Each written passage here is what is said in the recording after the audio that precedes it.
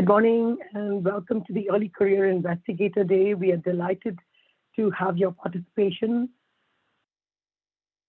We have planned this session to serve as a forum for scientists who are beginning their careers in global cancer research. And this forum serves as a place where topics that might be useful to early career scientists as they chart their research and career pathways can be discussed. And this year, our focus is on mentorship in global cancer research. And we're really lucky and thankful to have the participation from senior investigators and early career scientists from all over the world who will share their perspectives on the process of identifying mentors, working with mentors, and providing mentorship. All the speaker bios are on the website, the same site that you registered. And because it's only a 3-hour session, we encourage you to read their bios to become familiar with their research, interests, and expertise. We are also thankful to the team at the Center for Global Health, Yelena Schneider, Doug Perrin, Mishka, Sira, and her team, who helped us put this wonderful session together. The session is divided into 4 parts. The first half hour will begin with some remarks on mentorship from senior investigators. The next session will focus on experiences from early career scientists, followed by the third part of the session that will focus on perspectives from mentors. We'll break after that and then come back to have some more discussions via breakout rooms. It is indeed my pleasure now. I'm just going to go over some virtual symposium logistics, just to let you know that the symposium is going to be recorded and it is going to be available at the symposium event website. All those who are participating are muted throughout the event. And if you're using VPN, we suggest that you disconnect for the duration of the event so that the reception and transmission is more clear. Please submit your questions via the chat box throughout the session. We also would like to note that we do have simultaneous translation. We have some speakers who will be making remarks in Spanish. So please look at the globe icon and select your choice of language where you want to hear the interpretation from. We have simultaneous translation in English, French, and Spanish. And of course, join us on social media, and we look forward to your tagging us and your remarks as you engage with us on social media. As I mentioned before, we have the welcome session and some opening remarks by senior investigators. We have a panel discussion on mentee experiences. We break, and then we have a panel discussion based on experiences of senior investigators. And then we have a facilitated discussion, and we will be breaking out into 6 breakout rooms where we will have some more focused discussions on the topics that we heard over the course of the 3 hours. So without further ado, it is absolutely my pleasure to introduce and welcome Dr. Doug Lowy. Dr. Lowy is the Principal Scientific Director of the U.S. National Cancer Institute and provides direction on NCI's key scientific initiatives. He's a mentor to many, and we are absolutely delighted to hear your remarks as this session focused on global cancer mentorship. Thank you, Doug. Over to you. Thanks very much, Dr. Sivaram. And it really is a pleasure to be able to welcome all of you on behalf of the National Cancer Institute. This is the 11th annual symposium on global cancer research, but today and the next 3 days are the 2nd annual Early Career Investigator Day or days.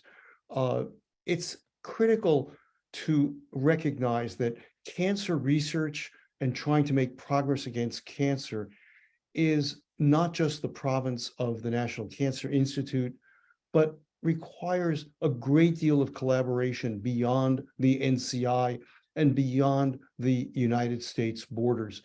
And so this meeting is held in collaboration with many international partners and builds on many important ongoing global cancer research efforts at NCI and in other places throughout the world. As you are all aware, cancer is a critical global public health priority. For example, in February, I was at the Vatican in Italy for a conference on cancer disparities. And a large part of the conference was about the global cancer problem, not just in high-income countries, but also in low and middle-income countries.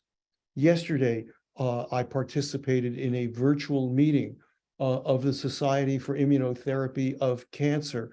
And once again, cancer was called out as really the next ongoing pandemic from a global perspective. And conducting research that goes on beyond the borders of the United States is critically important for the National Cancer Institute, as we are the largest funder of cancer research in the world. In my own area of research on HPV-associated cancer, there are several initiatives related to the cancer moonshot that really are oriented towards the global health problem of HPV-associated cancer. And there are going to be some presentations over the next 3 days that deal with that aspect, as well as covering many other parts. So not only do we do research, but as Dr. Sivaram mentioned, training and mentoring are absolutely critical. We actually have at least 3 different offices at the National Cancer Institute that are involved with training. We have our technology training branch. We have the Center to Reduce Cancer Health Disparities. And then we have the Center for Global Health, which really is the main sponsor of today's presentation and over the next 3 days. Mentoring, as Dr. Sivaram mentioned, is really critical. And we would like your feedback to make sure that the meeting that we are holding over the next 3 days are meeting your needs. This is critical to developing the next generation of researchers, not just in the United States, not just in high-income countries, but also in low and middle-income countries. And so it's really wonderful for us to be able to come together as a community to make sure that we are meeting the needs of you, because we're really trying to help you to help us and help the world to take care of this terrible scourge known as cancer. We know the projections for the international research on cancer over the next few years. Most of the increase in cancer incidence and mortality will be in low and middle income countries. And this is an important opportunity for research in these areas so we can understand the development of these cancers better, but even more important, try to understand how we can effectively and efficiently intervene to, in the best of circumstances, to totally prevent the cancers. If we can't prevent them, to try to diagnose them early. And if we can't do that, to develop interventions that are appropriate, not just for high-income countries, but also for low and middle-income countries. So I wish you all the best today as you are working towards becoming investigators in your own right. You are the leaders of tomorrow, and we want to make sure that we are serving your needs. Thank you very much. I'm going to turn the podium back to Dr. Sivaram. I wish you all the best for the next 3 days. Thank you, Dr. Lowy, for your remarks and for encouraging us to stay the course on cancer research. And I'm just monitoring the chat, and we have colleagues from as far east as Sri Lanka and India, and as far close to us as Burundi and Tanzania. So welcome to everybody. Really delighted that you all could take time to join us and share your insights. As Dr. Lowy mentioned, global cancer research is an important priority, an important endeavor to really address unique scientific opportunities to advance cancer research. And as we talk of global cancer mentorship, we are delighted to have Dr. Graciela Meza and Dr. Amir Solomon to really set the stage for us this morning by providing some remarks on the value of mentorship in cancer research. So what I'm going to do now is very briefly introduce the both of them and then hand it over to Dr. Meza, who will speak first, and then to Dr. Solomon, who will follow. Dr. Graciela Meza is an associate professor at the Universidad Nacional de la Amazonia Peruana from Iquitos, Peru. She has served as a health authority, researcher, professor, as well as health professional in diverse Peruvian and international institutions, and has guided policy in the area of TB, HIV, sexual reproductive health, and specifically focuses on cervical cancer prevention and control in Peru. Dr. Amir Solomon is from the City University of New York. He is a cancer epidemiology and professor and the director of the Cancer Epidemiology Education and Special Populations Program at the City University of New York Medical School. So I'm going to hand this over to you, Graciela, and to everybody. Graciela will be speaking in Spanish, and as I mentioned earlier, we have a simultaneous translation in Spanish. Over to you. Gracias, doctora Suda. Buenos días a todos. Gracias por la presentación y por la invitación para hablar sobre este importante tema. En realidad es un honor para mí. La Universidad Nacional de la Amazonía Peruana es una universidad pública ubicada en Iquitos, en la selva amazónica del Perú. En nuestra facultad formamos alrededor de 30 médicos por año y recibimos estudiantes de medicina de todas partes del mundo para rotaciones clínicas, especialmente en enfermedades infecciosas y tropicales, pero también en salud comunitaria. Nuestras investigaciones son predominantemente en este tema, enfermedades infecciosas y tropicales, pero ahora estamos investigando también cáncer. Permítame hablar un poco sobre qué es ser un mentor, porque tengo conectado a varios potenciales mentores médicos jóvenes en este momento. Es un concepto mucho más amplio que ser un revisor, un asesor o un tutor. En realidad es un consejero experimentado que apoya al mentoreado a conseguir sus metas académicas y profesionales de manera más rápida y con mayor seguridad. Y entonces no se limita solo al periodo de la tesis o una investigación puntual, y tampoco se limita a cuestiones académicas. Abarca aspectos más amplios de las relaciones humanas. Es algo en realidad que se desarrolla naturalmente, no es algo que debe ser impuesto, en mi opinión. Y es una acción de mediano a largo plazo que posiblemente dure durante toda la vida. En mi país es una actividad aún empírica con potencial de adaptar a nuestra realidad, a nuestro contexto. ¿Por qué es importante la mentoría? La mentoría acelera la carrera y, como les decía, la hace más segura. identifican el talento, los potencian, canalizan este potencial y los promocionan, identificando redes, buscando oportunidades para los mentoreados, optimizando los escasos recursos con los que contamos y finalmente haciendo un seguimiento a largo y mediano plazo para lograr el desarrollo integral y finalmente el éxito profesional.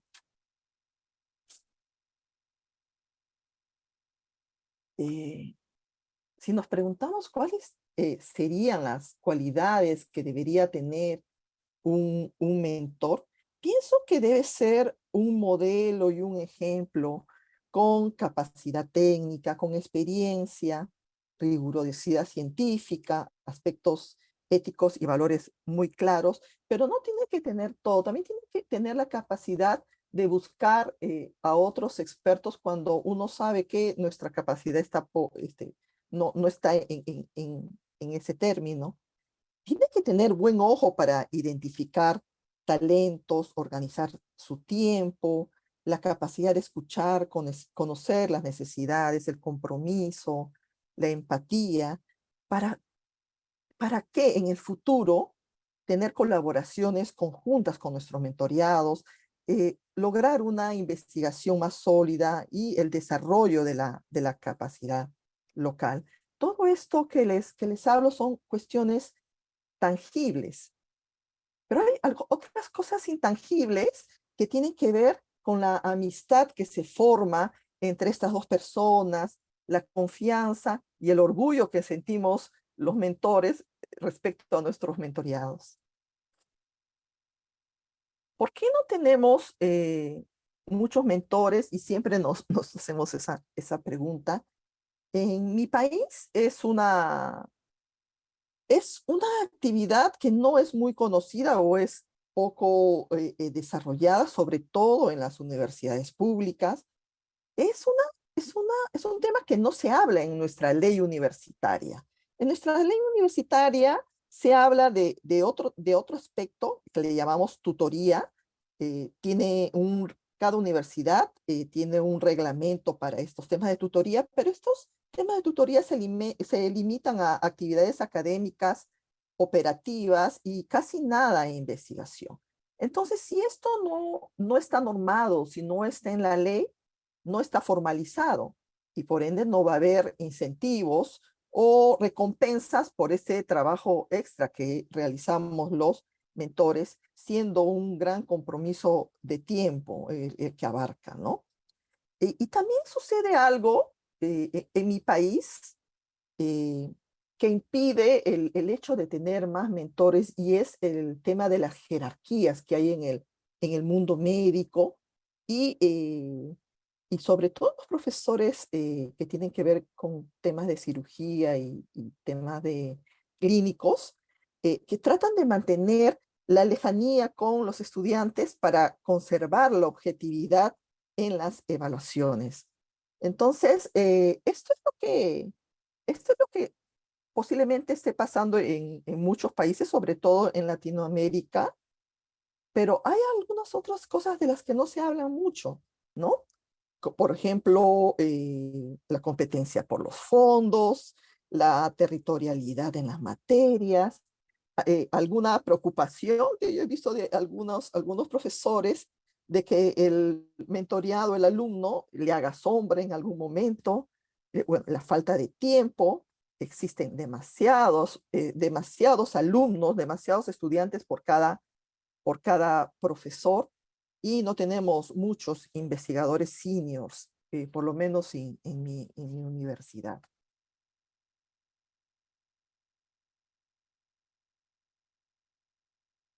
¿Cuál es la experiencia respecto a este tema en Perú?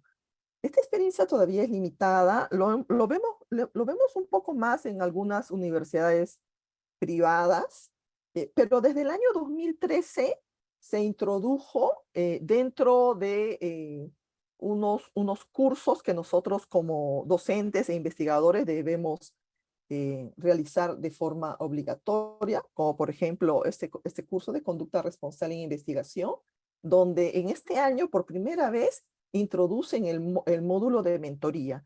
Entonces, como todos hemos llevado este curso, todos debemos saber sobre este tema, pero no es algo que se desarrolle, como les digo, mucho al momento. Tenemos incluso muchas publicaciones. Ese es un número del American Journal of Tropical Medicine allí. 5 de estas publicaciones son, sus coautores son mentores peruanos. O sea, tenemos publicaciones sobre este tema. Y bueno, quería hablarles un poco más al finalizar sobre mi experiencia como mentora, o primero como mentoreada.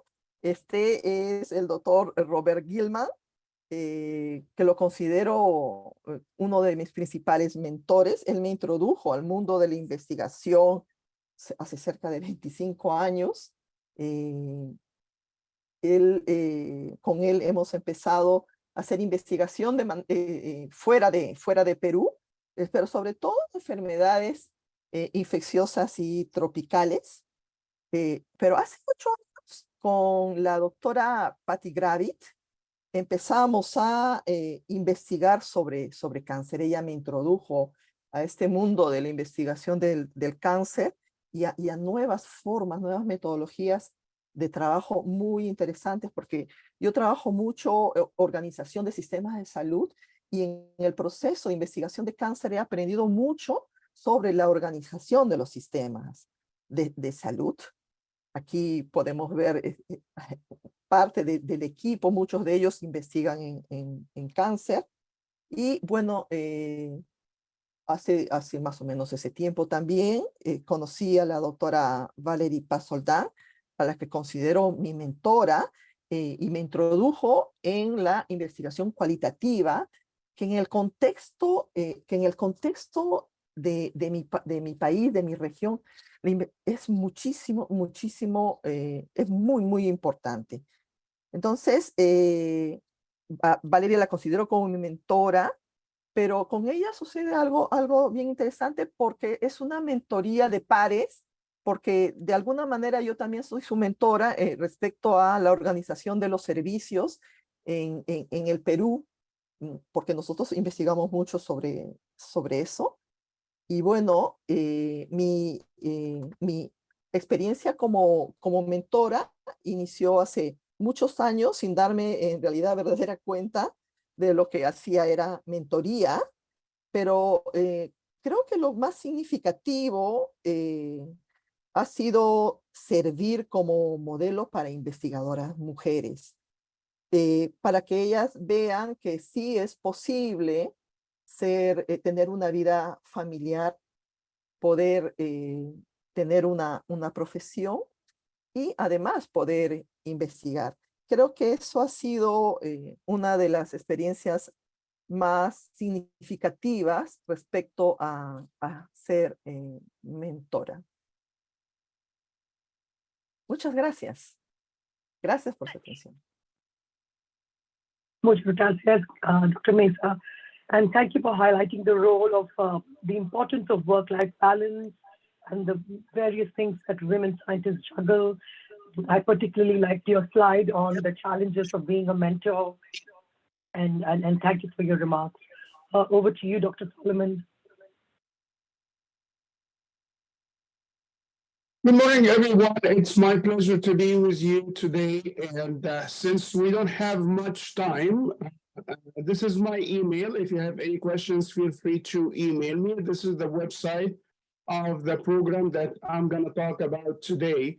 And my mentoring experience started when I was a mentee at MD Anderson Cancer Center as a postdoc 25 years ago. I learned everything about research from MD Anderson. Then I moved to the faculty of University of Michigan, and I also learned from Dr. David Schottenfeld at University of Michigan. This is the paper that we published recently on mentoring in global cancer research. I encourage you to read the paper. Let me know if you want to have a copy of the paper. But I'm going to talk about the Cancer Epidemiology Education in Special Populations program, or CEAS program, that I've been running with NCI funding for the past 17 years. We developed a network of off-campus global mentors.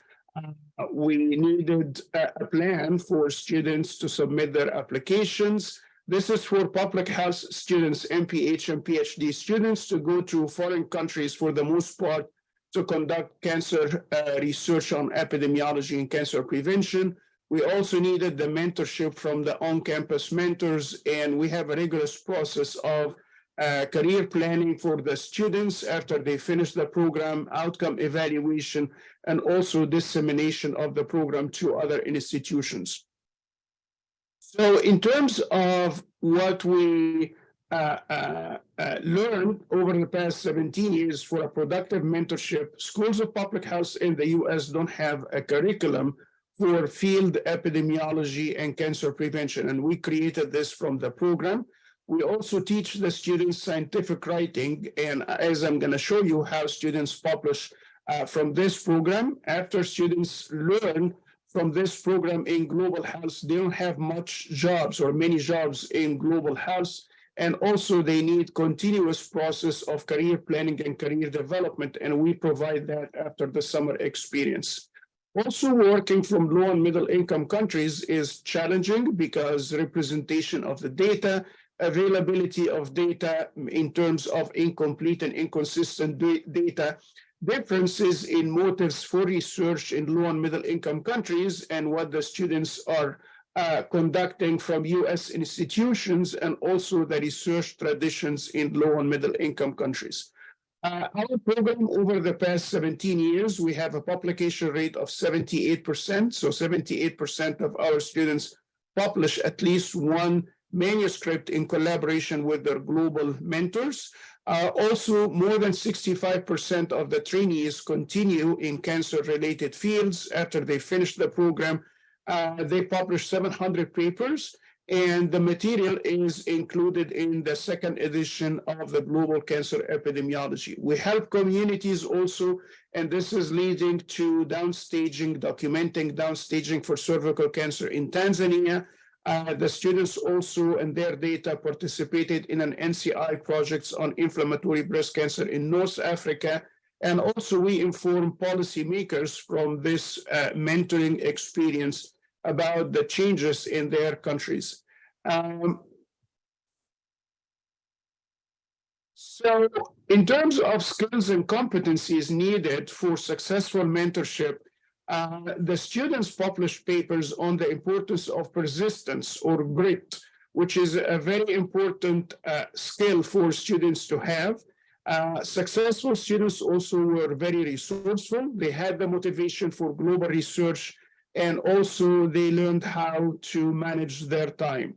In terms of mentors, they need to be interested in mentoring. They need to have network of collaborators to connect the students with other local mentors in the local country. They need to manage different issues and mentoring of students. And also for the mentors, they need to have time management skills. This is the website of our program. You'll find all the material about the program, and feel free to email me if you have any questions. Thank you.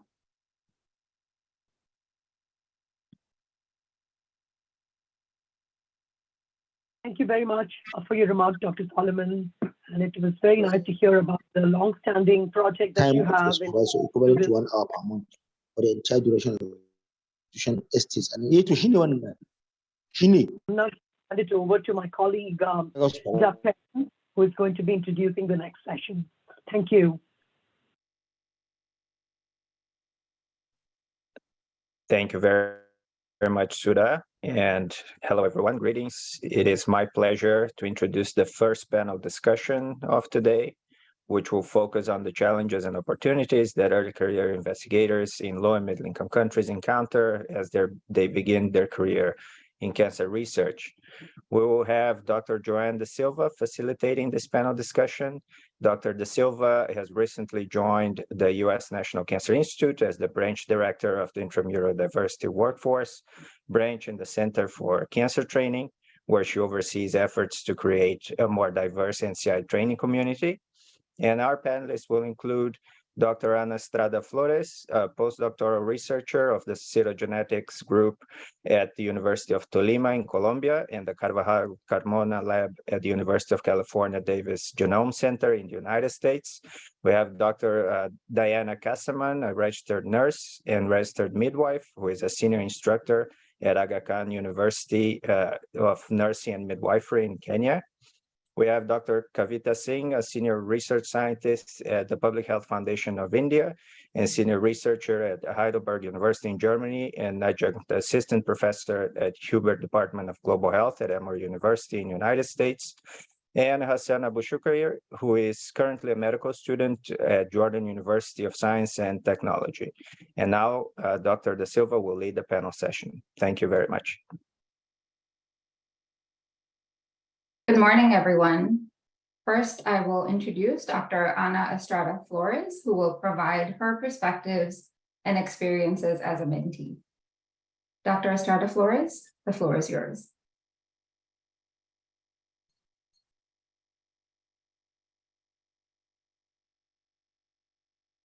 Buenos días a todos. Mi nombre es Ana Estrada Flores. Actualmente soy becaria para un postdoctorado con la Asociación Americana de Genética del Cáncer, AACR, y estoy trabajando en investigación en dos instituciones, la Universidad de California Davis en Estados Unidos y la Universidad del Tolima en mi país de origen, Colombia. Para mí, aprendiz ha sido una experiencia muy interesante y quiero mostrarles un poco cómo ha sido mi camino en esta área de la ciencia. Mi país pues es un país de ingresos bajos. Mis padres son personas muy trabajadoras y aunque no tenían una educación profesional, siempre soñaron que mis hermanos y yo la tuviéramos y nos alentaron a perseguir ese sueño. He tenido la fortuna de tener muchos mentores desde mi infancia hasta el presente, desde mis profesores del colegio hasta mi director de postdoctorado actual. Durante mi pregrado en biología, tuve la fortuna de conocer a mi profesor de genética, Rodrigo Prieto, a quien considero que fue mi mentor oficial. Él solamente tenía 4 años más que yo, o solamente 4 años mayor. Sin embargo, era muy sabio y muy maduro y se notaba pues toda su dedicación. Como profesor, él era muy generoso y siempre estaba dispuesto a compartir su conocimiento. Me acogió como su asistente para las clases de genética durante 2 años, pues en las cuales obviamente yo aprendí toda la parte teórica y las bases, y junto a él desarrollé mi proyecto de grado, que fue en evolución y genética. Poco después de que me gradué, él regresó a su ciudad natal, en la cual empezó a hacer su doctorado. Él era una persona muy joven cuando nos conocimos. Así que perdimos contacto durante algunos años. Yo quería estudiar mi máster en ciencias tan pronto como terminé mi pregrado. Sin embargo, en Colombia hay muy pocas oportunidades para la financiación de los programas de maestría y por lo tanto pues necesitaba trabajar y ahorrar dinero para postularme. Entonces empecé a trabajar en un grupo de fitopatología durante 3 años. Mi jefa en el grupo también fue excelente mentora. Se llama Luz Estela Lagos en la Universidad de Nariño. Y aunque yo estaba aprendiendo y desarrollando muchas habilidades en el área de biología molecular en este trabajo, pues me sentía un poco estancada porque apenas había terminado mi pregrado y yo quería seguir desarrollando mi carrera. Entonces quise iniciar mis estudios avanzados. En ese momento pues contacté a mi profesor de genética nuevamente para pedirle consejo.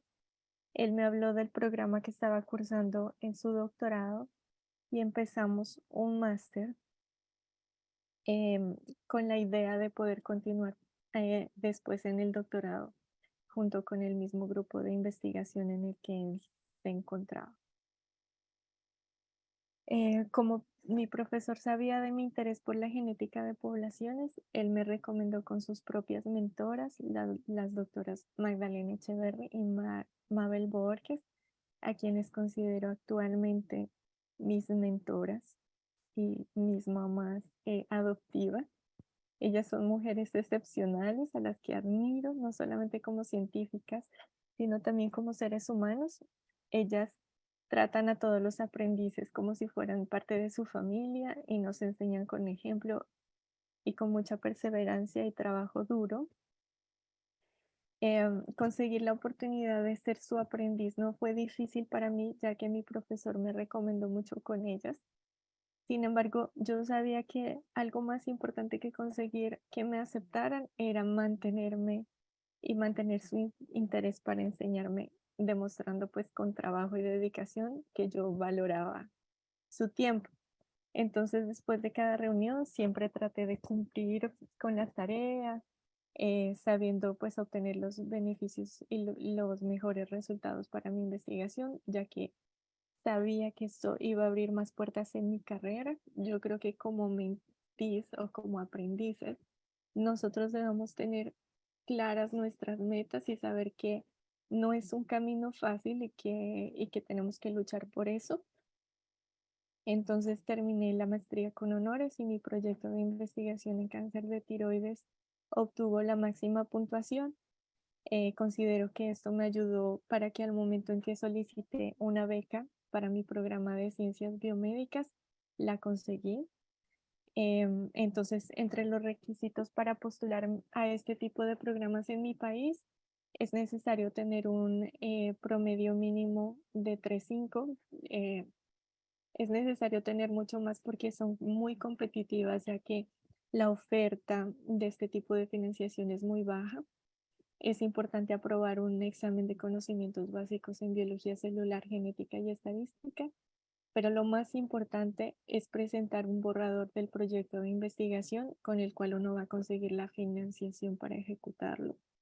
Y para esta última fase es muy importante tener la colaboración de los mentores, ya que ellos pues son los que saben cómo redactar este tipo de documentos, cuáles son los puntos en los cuales uno debe hacer más énfasis. Y creo que las doctoras Mabel y Magdalena como mentoras en este punto fueron muy importantes. Ellas me ayudaron a corregir todos los documentos, a generar interés en la investigación que íbamos a desarrollar. Y pues con esto logré obtener una beca de estudios de doctorado que se llama Doctorados Nacionales del Ministerio de Ciencias de Colombia, y la cual pues me ayudó a financiar mi doctorado. El programa de doctorado al que apliqué se llama Ciencias Biomédicas y es un esfuerzo colaborativo de 5 universidades en Colombia, lo cual permite la posibilidad de aprender en estas 5 universidades con las fortalezas de cada institución, porque enfocan pues su conocimiento a ciertas áreas. Esto fue una experiencia fantástica que me permitió conocer muchos profesionales en diferentes áreas, obtener pues conocimientos generales, pero también enfocarme en la genética y epidemiología, que eran de mi mayor interés. Otra de las ventajas del programa era que entre los requisitos estaba realizar una pasantía en el exterior y pues debía ser de mínimo 6 meses. Yo nunca pensé en la posibilidad de capacitarme en otro país, y gracias a mis mentoras y a que ellas contaban con colaboradores internacionales, me fue posible conocer al doctor Luis Carvajal en la Universidad de California Davis y hacer mi tesis en el Centro de Genómica de la Universidad de California. Considero que conseguir un mentor con experiencia y que tenga colaboradores internacionales es muy importante para el desarrollo profesional, y que me ha permitido pues tal vez no llenar por completo las falencias de nuestro sistema educativo, pero por lo menos una parte de estas falencias se logra completar con la educación internacional. Yo considero que he sido beneficiada con el apoyo de mis mentores, quienes han sido incondicionales y me han brindado herramientas para lograr mis metas. Creo que como aprendiz es importante seguir sus consejos y también tener iniciativas para planificar y enfocarnos en nuestras propias metas profesionales, y tener educación superior vale la pena y cambiará no solo nuestra propia perspectiva, sino también el futuro de nuestra familia y posiblemente la vida de nuestros propios aprendices. Y pues no hay nada que perder, es un buen mentor puede abrirle las puertas a un mundo de oportunidades. Por lo tanto, pues es importante aprovecharlo, intentarlo, perder el miedo a contactar a otros mentores, generar un interés auténtico por un área de investigación y escribirles sobre qué desea uno trabajar. Muchas gracias.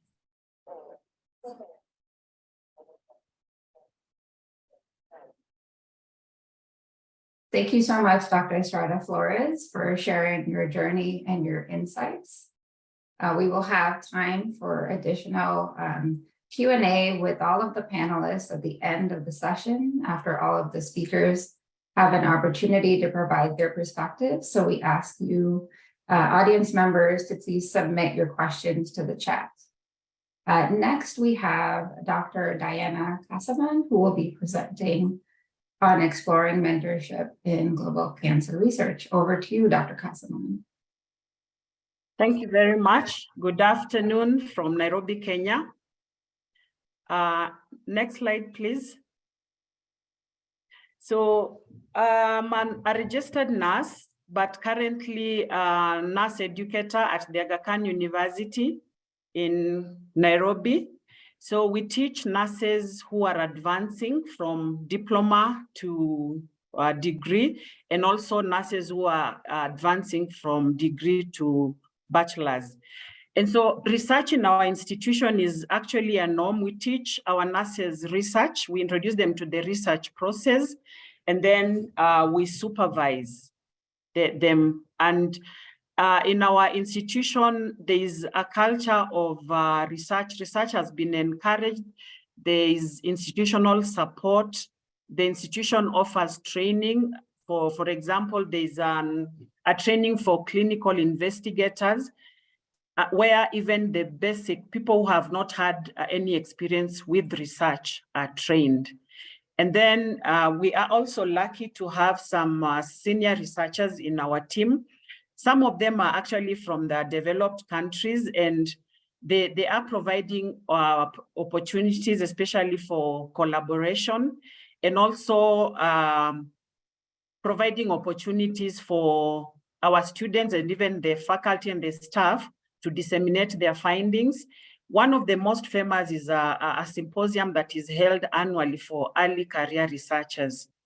And then we have also funding at various levels. We have seed fund from the dean and also extramural grants. So then I'll talk about how I met my mentor in the next slide. And when I talk about my mentor, I am specifically focusing on the mentor I had for the award I won from Big Cat in 2016 that enabled me to carry out a research on breast cancer health literacy, and later on enabled me to obtain my PhD at the University of Salford in January this year. So I was lucky to I was working with a colleague at that time who had a senior researcher from Memorial Sloan Kettering. I don't know whether it's, I usually tend to switch them. So Dr. Margaret Barton-Back. And Margaret was, she was well known in the Kenyan circles because she used to attend most of the cancer symposiums and cancer conferences. So she met one of my colleagues, and they started a conversation about carrying out research, and she informed that my colleague about a grant that was upcoming, but it was for investigators, early career investigators from low middle income countries. And I was interested in that. So I was lucky because the first meeting I had with my mentor was face-to-face. It was a physical meeting where she shared the information about the coming grant for the research. And after that, we continued communicating via email, via WhatsApp.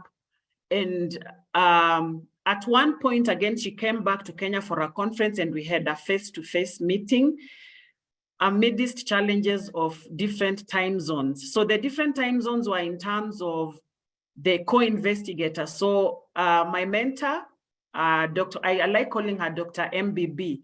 She was in the US. One of the co-investigators, Sharon, was in Australia. I was in Kenya, and Therese was in Canada. So we had to really balance our times. We had sometimes to really sacrifice.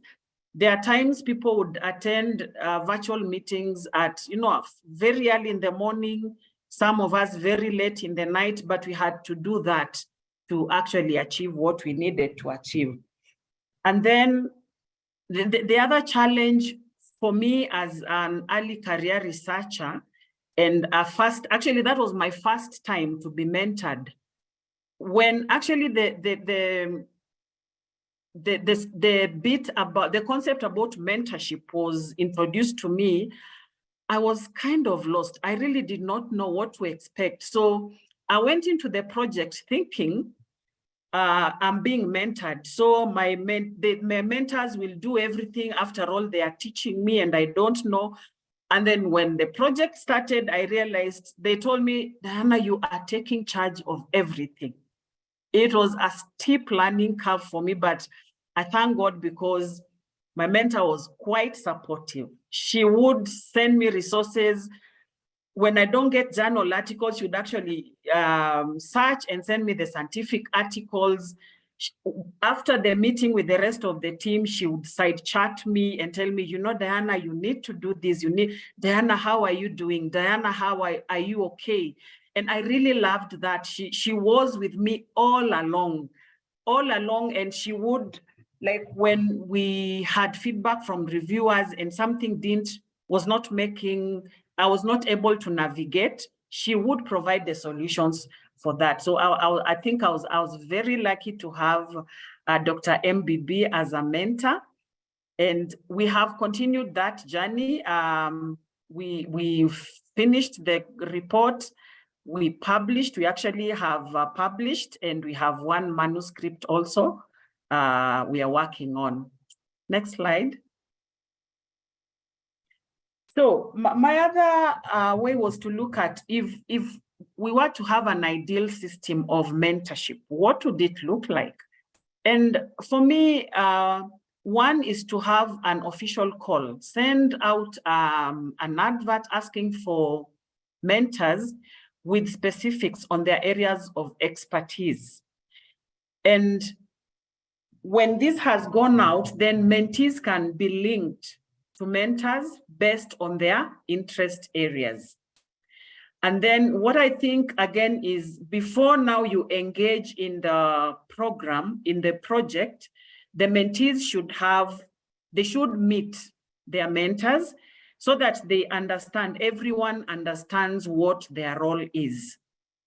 So as I have said before, I learned the role that I was the PI. In fact, I'd never heard of that term before, because in my master's, I think I just did as alone. I had not collaborated before.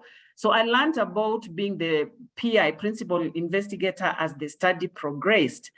And then I've forgotten one of the challenges. Now, you realize I'm working with all whites. So the accent, now, my mentor from US, the accent was deep. So there was a lot of, please say that again, please repeat, please say that again. But with time, I got used to their accents and we progressed well. And I am happy that I benefited, and I am also ready to mentor anyone who may be willing to be mentored. Thank you. Thank you, Diana. It was great to hear about some of the opportunities and challenges of mentoring across borders. Next up, we have Dr. Hassan Abou-Shukair. Dr. Abou-Shukair, I will now turn the floor over to you. Awesome. Good morning, everyone. Can you hear me? My name is Hassan Abu Shqair. I am a fifth-year medical student from Jordan University of Science and Technology.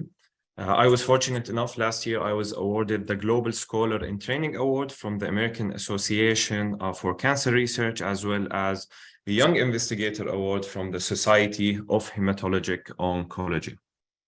A bit about my career trajectory so far. I finished high school in 2018, and since then I have been enrolled in an MD program that finishes in 2024.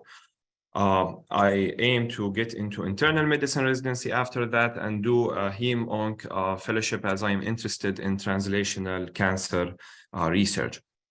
Now, as for research requirements in my university, basically you have to be enrolled in a program in order to be able to apply for student grants or take part into ongoing faculty research projects. Next, please. Okay, now from my experience identifying mentors based on my real life experience, first you have mentors within your own institute, and those in our university, we have a formal pairing where our university assigns students to professors, and there is the non-formal part where you simply email or visit professors in their office hours and communicate with them based on your interest. Now, there's another option to look for mentors outside your institute, and I think in some cases where you're interested in certain career pathway that simply isn't available in your home institute, professional associations can be of a lot of value. I give a lot of credit to professional associations such as ASCO, American Society of Clinical Oncology, AACR, American Association for Cancer Research. One example of them, ASCO has a virtual mentorship program where they simply pair mentees, trainees, students with senior scientists almost a year and a half. Also, professional meetings, international conferences, AACR, ASCO, and other examples where I think it's a great platform as a mentee to display your interest, your skills, and hopefully a lot of the interactions you have with your peers, with other scientists, can later on flourish into mentorship dynamics, as what happened in my case. And lastly, social media with a question mark. And I think social media can be, if utilized in the proper way, could actually lead to mentorship dynamics. In my case, there is, for example, a Facebook group. It's called the Jordanian American Physicians, where as students, you can interact with American physicians from Jordan, and hopefully a lot of them, in my case especially, could lead to mentorship. And another example I would like to give is Twitter, the academic side of Twitter. For me, the Twitter app, like when I want to open it, is similar to scrolling down on PubMed or whatever, because you have scientists, researchers from all over the world talking and communicating about their science, their research, the latest trend. And as students, I think that's a great opportunity to interact with such scientists. And sometimes you can actually reach out for them, ask them questions, and you never know, you can be talking to your next mentor.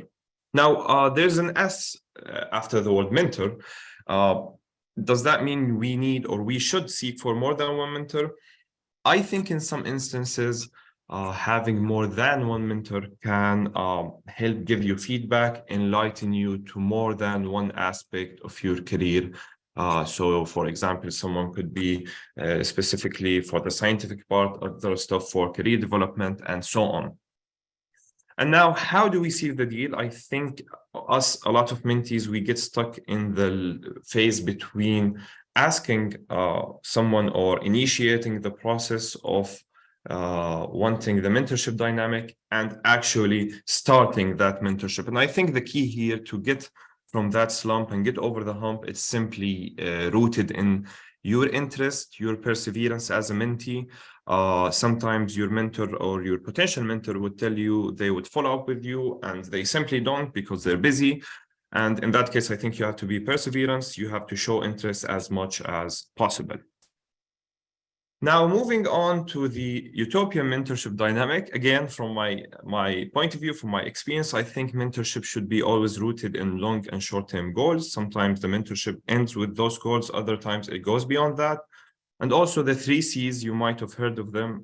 Clarity, from day one, helps you as a mentee avoid being put in uncomfy situations. Communication, communication, communication. It goes even beyond mentorship. And commitment, I think it should be balanced and proportionate commitment from both parties to make things work for you as a mentee and for the mentor.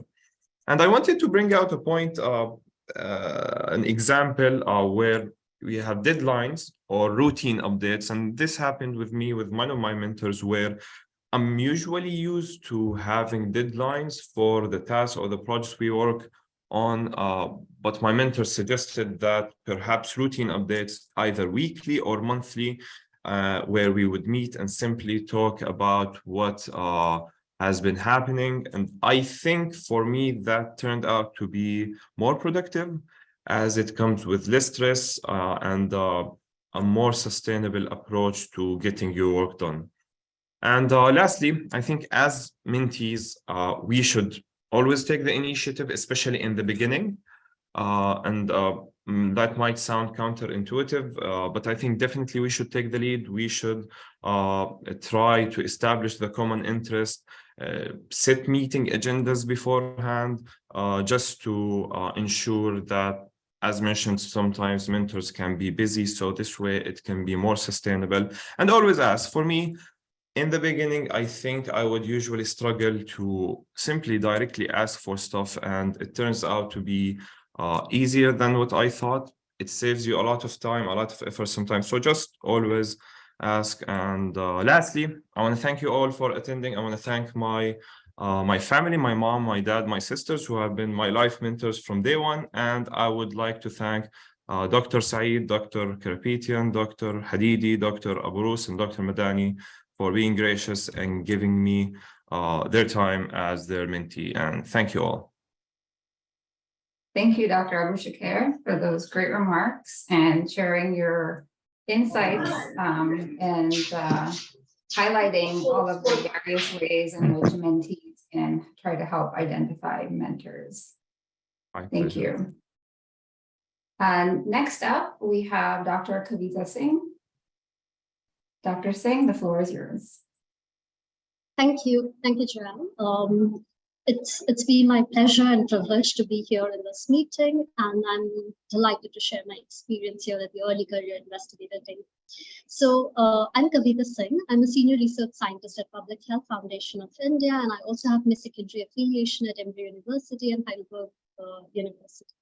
So by training or by education, I'm an epidemiologist by training, and my undergrad and master's degrees in microbiology honors, and I have my master's in clinical research from Cranfield University, UK. In this brief presentation, I'm going to talk about 3 things about my career path. How did I identify mentors? Since I'm speaking last in this panel discussion, I would try and avoid making any repetitions, because some of these experiences shared by other mentees are very similar to my own. And thirdly, I will talk about, in an ideal world, how the mentorship should ideally look like. So here, as you can see in this figure, when we try and develop our career development plan or prepare any branch or research project, or try and think about our short-term and long-term career goals, it may appear straightforward at the beginning, but in reality, there can be a lot of setbacks, challenges, and downfalls that we may experience. And I think to face the real world situation, it's really, really important to have mentors on your side who can be a reality check even before you start your research project, your PhD thesis, or you're working on your grant applications, or even when you're conducting your research study. My mentors always warn me that do expect challenges when you start your project. Do expect that unforeseen challenges are going to come. So what's your contingency plan? Be prepared for that. So that's first thing I wanted to highlight. Next, please. Next slide, please. Yeah. So I wanted to give a quick snapshot of my research experience. After completing my master's in clinical research, I started my professional research career as a research assistant at Center for Chronic Disease Control under the mentorship of Dr. Prabhakaran. And within the first year, I quickly climbed up the ladder and I was promoted as program manager, where I joined Public Health Foundation of India, and I worked on several multinational, international clinical trials. And during the same year, if you can just click on the next few, yeah. So in the next year, I was selected as a Fogarty Scholar. This was a program by the Fogarty International Center. And this was really the turning point in my career trajectory, where I first time received a global exposure to international or global health. And this really changed my outlook towards global health research. And at the end of Fogarty Scholarship, I continued to work as a research associate at Center for Chronic Disease Control, but I also seriously thought about doing a PhD in global health or in epidemiology. And I took 1 year to then identify the research gaps and then registered for my PhD at All India Institute of Medical Sciences. And during the last final year of my PhD work, I joined as a research scientist back to my old institution, PHFI. But during this period, I also worked on the K43 award, the Emerging Global Leader Award by the NIH. And I was really fortunate enough to assemble a really strong mentor group, which is a requirement for K43 awards. And really thankful to the whole team who helped me develop that strong application, and it was successful. So during my experience, these trainings played a crucial role to help me not only identify my research goals, but also the mentors along the way. The first training I received was from the World Heart Federation, ISEP. So much of my research work is focused on cardiovascular diseases. So the seminar was an international seminar on cardiovascular disease epidemiology and prevention. Then later during the Fogarty Scholarship, I also had the opportunity to attend the Cambridge Diabetes Seminar.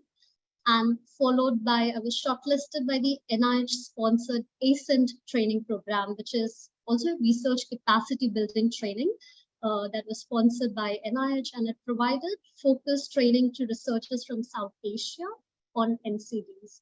We've also published a paper from the ASCENT experience, and folks who are interested can read more about this training initiative. During my PhD, because I worked on economic evaluation, and this was particularly a skill set that was lacking here in India, and we didn't have very good training courses or programs. So I attended a coursework at London School of Hygiene and Tropical Medicine, which was really valuable to complete my PhD degree. So moving on next, talking about mentors, like how did I identify? I think my strategies or the modalities were quite similar to what Hassan and others had presented.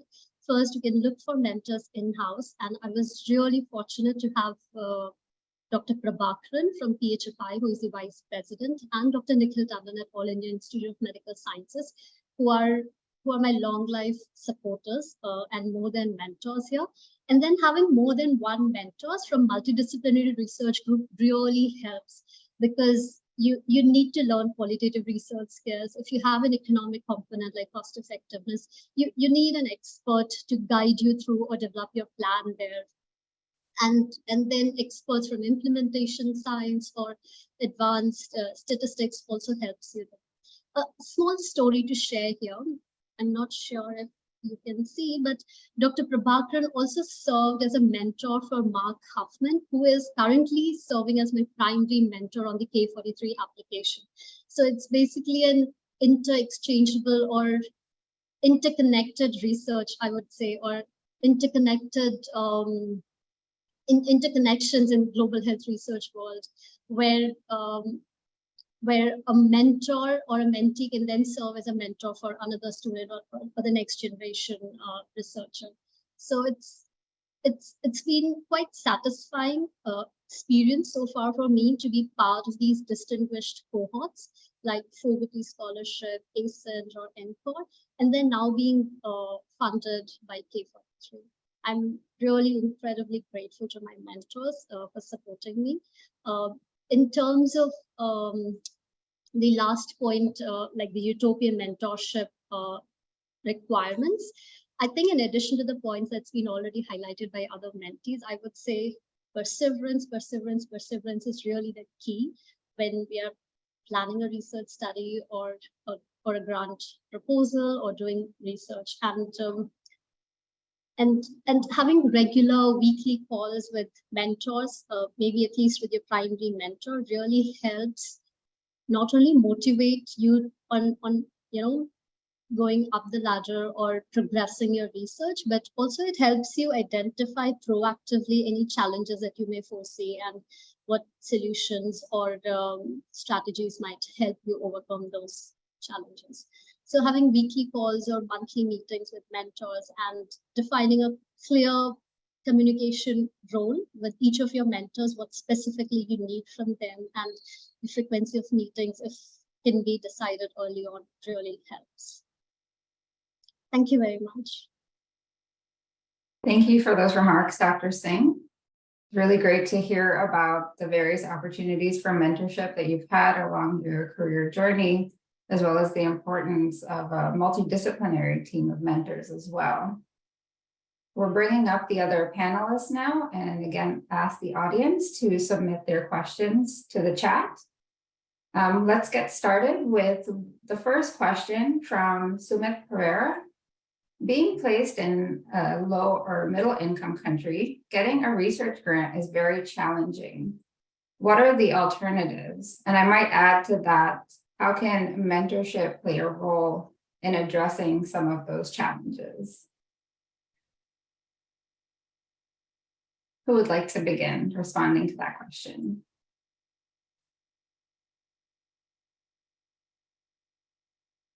Dr. Aboushakir, go ahead. Yeah. So I think definitely the theme of financial constraints is constant among low to middle income countries across different regions. And I think this is where the role comes of international funding agencies or grants which are available.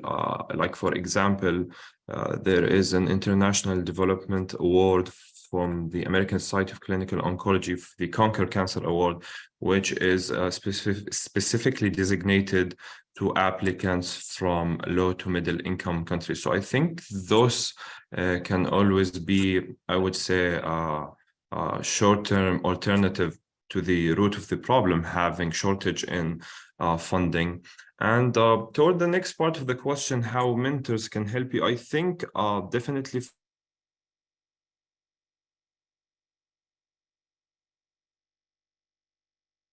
you are currently doing or being the best version of yourself that can apply to that such grant. But again, I think it does not address the core issue of having the shortage in funding. So yeah, that's, I think, my point of view. Can we interfere here from other panels?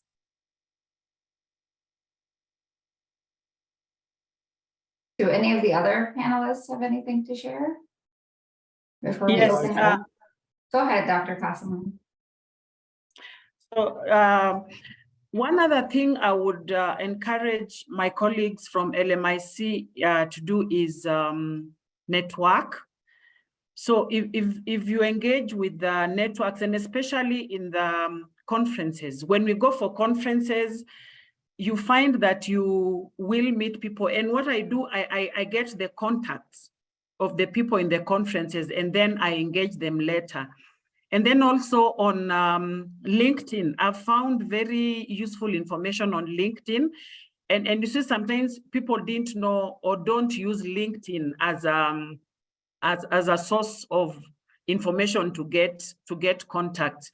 So I've had opportunities even for research training and other small grants by just through networking and linking up with people. And so when you have those collaborations, then it is easy. So like, for example, my mentor, I got to know her from a conference. So sometimes I would encourage my colleagues to pay for the conference, and you go to the conference with an agenda that you want to go and establish your networks and also get people you can collaborate with. And these are the people who can actually direct you to where grants or the funds for research can be obtained from. Thank you. Thank you, Diana. May I say something here? Yes, go ahead, Dr. Yeah, hi. My name is Naji Al-Sagir. I'm from another panel, I guess, but I would like to say something here regarding the issue of funding. You know, Dr. Hassan raised a nice, reminded everybody about ASCO. You know, ASCO, we started this International Travel Award back in 2002 with Dr. Larry Einhorn. Then it developed into the IDEA program, you know, having spent 1 week, you know, in the US at the conference and at an institution. And then there is also another 1 or 2 years award. Yes, this is great. I encourage everyone to, you know, apply. You have to apply this. You have to have a project, you know, when you want to apply for it with the idea and other grants. But for funding, you know, I can say that I work at the American University of Beirut, creating an atmosphere of research, you know, being demanding for research, the institution can, you know, what we do at our institution, there is what we call Dean's tax, you know, there is money that is taken out of our, you know, generated income, placed in research funds, intramural funding, we call it. And it is really very helpful. And we specify, you know, for junior faculty, and of course, they usually do have research assistants who are junior. So that's something that every institution can work on and, you know, develop.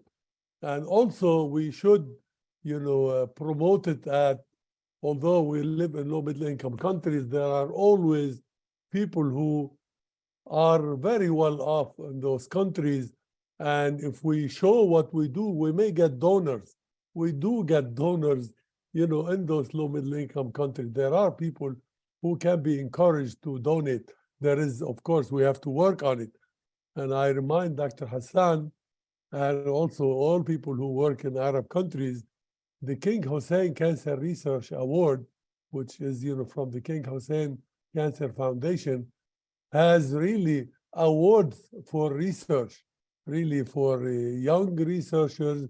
You have a research project, you can apply, and you can get good amounts of money if you do have a good research project in the area. So that is something that is really in progress and is improving. Thank you. Thank you for those comments. We do have limited time, so I want to make sure we address some of the other attendee questions that we have. From Christopher Lofredo, have any of the mentees had a mentor-mentee contract in place to help define expectations and set up guidelines for the relationship? Who would like to address this?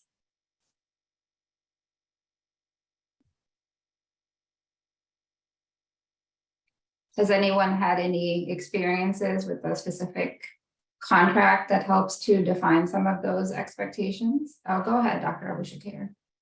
Yeah, so not necessarily like a literal contract, but like me and my mentor, once we prepared like an agenda file, a plan for the next 4 months where we would set up like the expected outcomes, the expected commitment from my end and so on. So I don't think it was like a contract in the sense that it was obligating or something like that. So I'm not sure if this is what they are referring to, but we definitely are prepared like a plan for the next 4, 5, 6 months.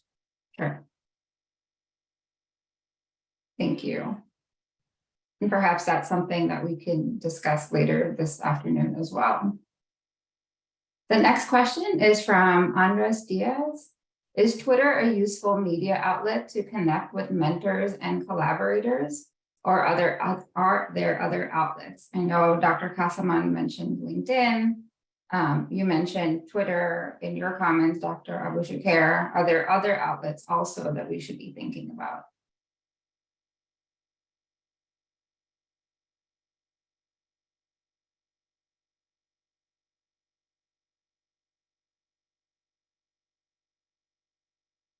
también existe ResearchGate y I'm sorry, did you mention ResearchGate? sí, ResearchGate, en la cual es posible contactar otros investigadores. Ellos comparten ahí los artículos y uno puede discutir sobre los artículos o sobre diferentes técnicas de laboratorio. Thank you. Okay, let's move on to the next question then. The next question is from Noor Bader. What are some routes one can present their pre-existing skills or knowledge to network successfully without having existing published research with potential mentors?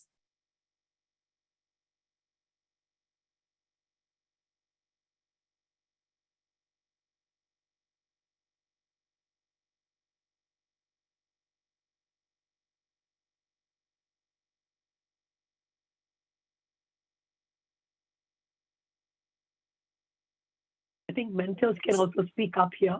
Go ahead, Dr. Aboushakir.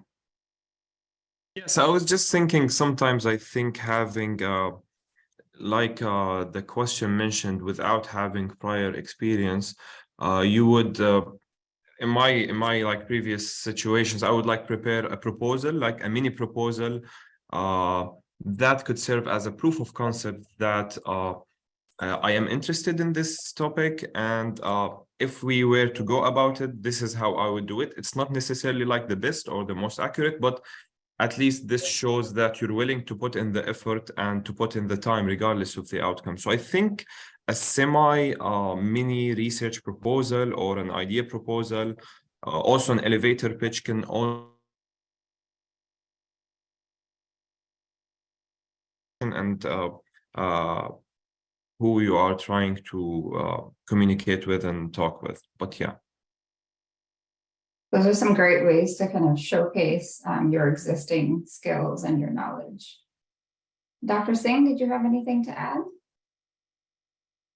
Yeah, just a small thing, like in addition to preparing like a concept note or a brief, proposal or idea that you have in mind, if you have had like any abstract or conference presentations, that can also be shared, even if you didn't have any existing publications.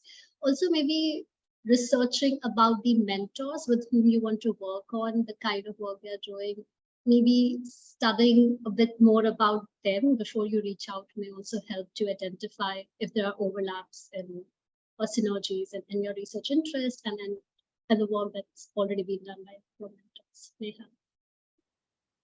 That's a great point. It's very important to do your homework. Okay. I also wanted to respond regarding, the question where someone asked whether having a contract between mentor and mentee helps. So I didn't have any experience with the contract, but speaking from my experience of applying for training grant opportunities, a lot of these career development grants, they require a letter of support from your mentors, and that needs to clearly lay out a plan of like how the mentor is going to help you during your project or during your study or your grant. So you need to discuss beforehand when you apply for these training grant opportunities, like what skills your mentors will bring in, how they will support you with the design of your study or the conduct or even publications. So and this can be a really detailed letter of support, which runs into like 5 or 6 pages. Thank you. We have another question from Christy Altwed.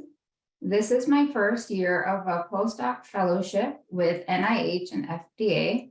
That's the National Institutes of Health and the Food and Drug Administration. It's a 3-year fellowship. Should I start my grant applications now or next year or in year 2?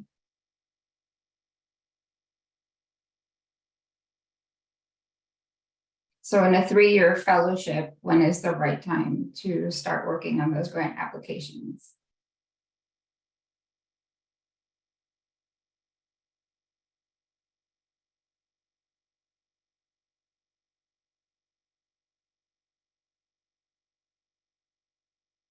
Joanne, if I may say that this is a different situation because the person who asked is the NIH, and she can contact one of us and we can help her.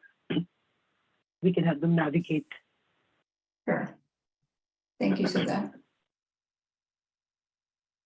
The next question is from David Asakitogum. Sorry if I'm mispronouncing that. What is the feeling like when your mentor has the course to ask for a change of the course of your career path? What is the feeling like when your mentor asks for a change in the course of your career path? Has anybody experienced that?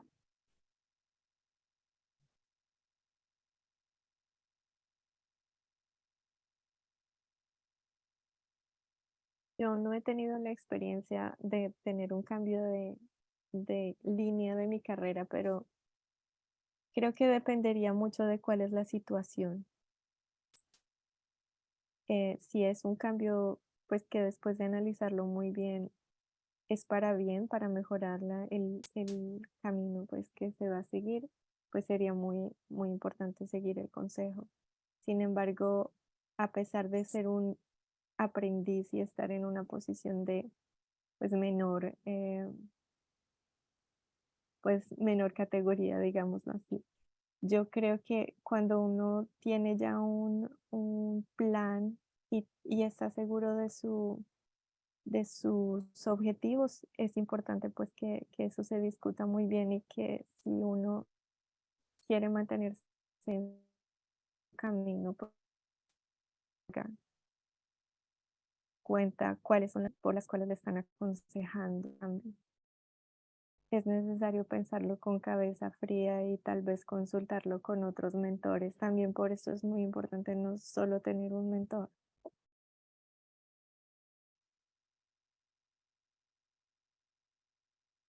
Thank you. Would anyone else like to add anything?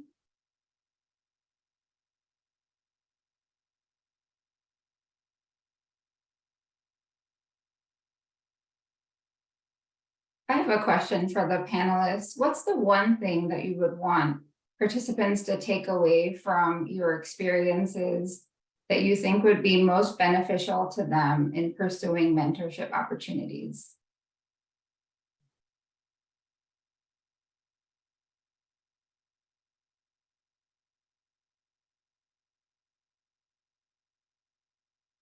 Go ahead, Dr. Kassaman. Yeah, I think simple takeaway would be to start by putting yourself out there.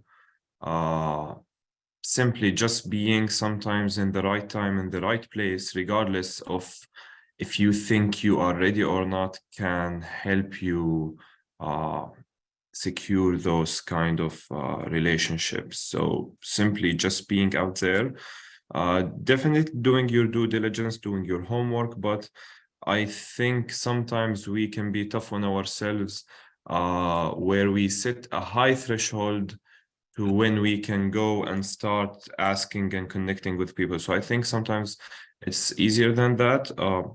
Do your homework, do your background check, but eventually you have to get out there and get out of your comfort zone, I would say.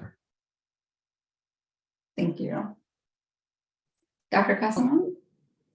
Just to add to what he has said, that the importance of collaboration and just emphasizing on what you must define what you want, and you also must be flexible.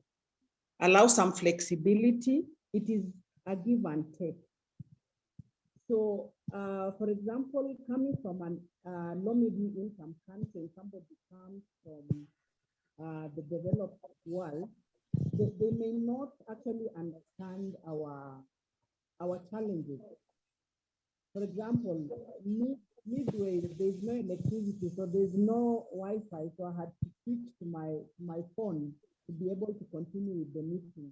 So there must be that, but you also must have an open communication system where you are able to tell your mentor the challenges you're facing.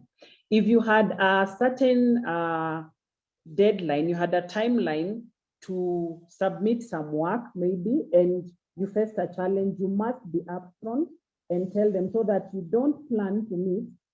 And then when it is now time for the meeting, you're saying, oh, you know, I did not manage. So there must be that open communication and also build trust. You must build some element of trust.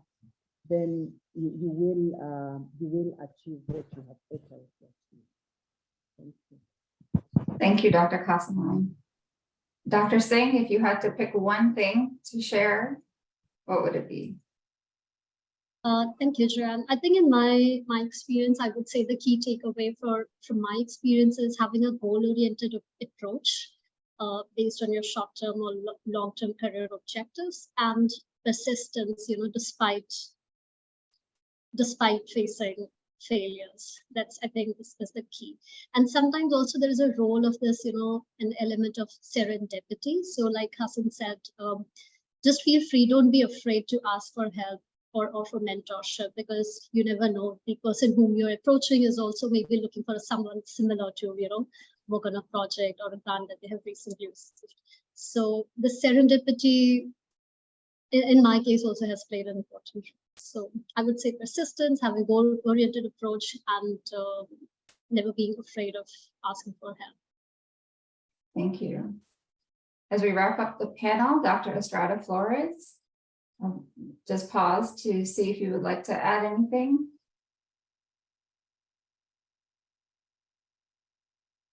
We may be having some technical difficulties there. I just want to thank all of the panelists for sharing their stories, their really great insights with us this morning. And now we will turn it over to Doug. Thank you, Dr. Joanne De Silva and all the panelists for this great discussion. And thank you for all the participants for your questions as well. We're going to transition to break. Will be a short break, 5 minutes.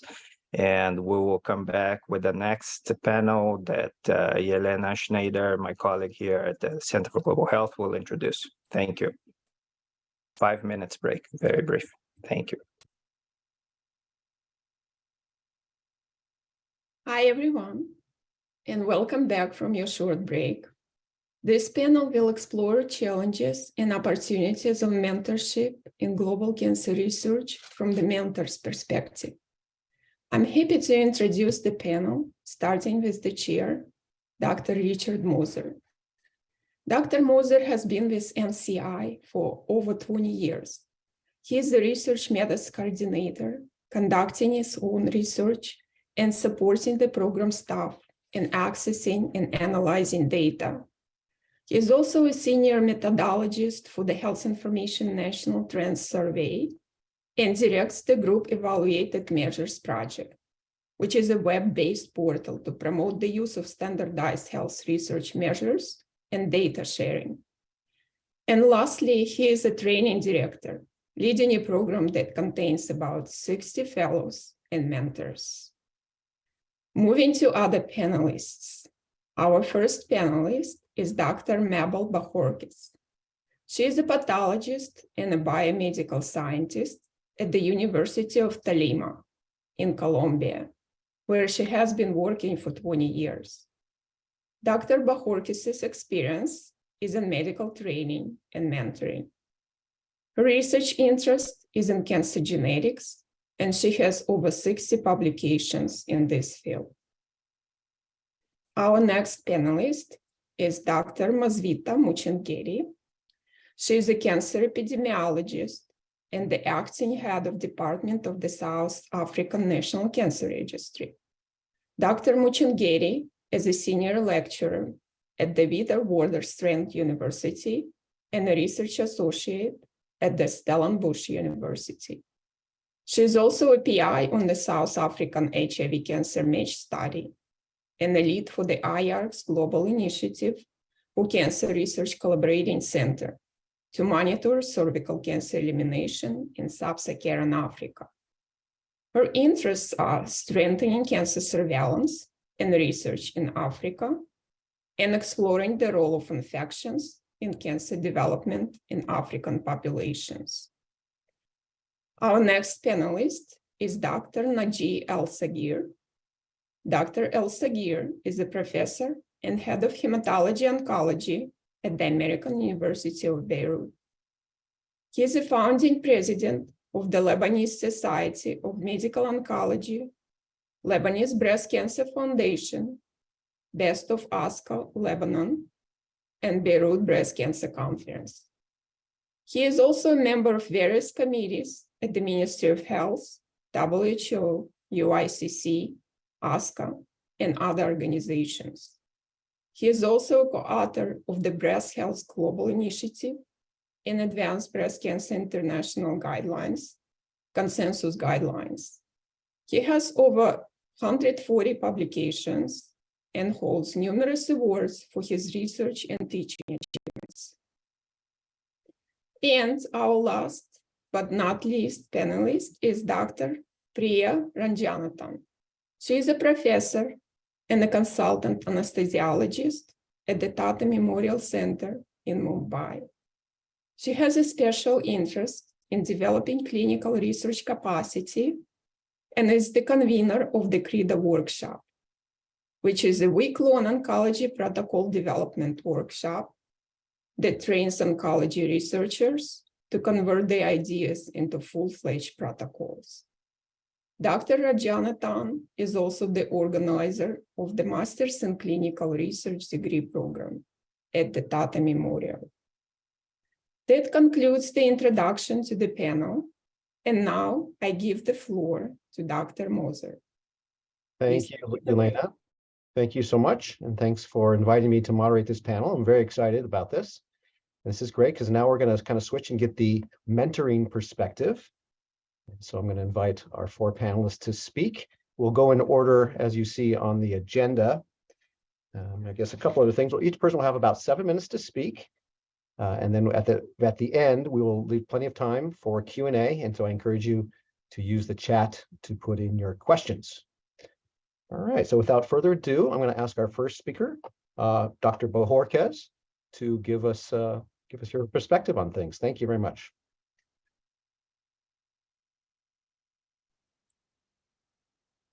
Muy buenos días, muchísimas gracias por la invitación a este importante simposio. Nosotros vivimos en Colombia, Sudamérica, y como ven en el mapa, ese pequeño estado en rojo es el Tolima. Pertenecemos a una universidad pública, la Universidad del Tolima. Está acreditada institucionalmente.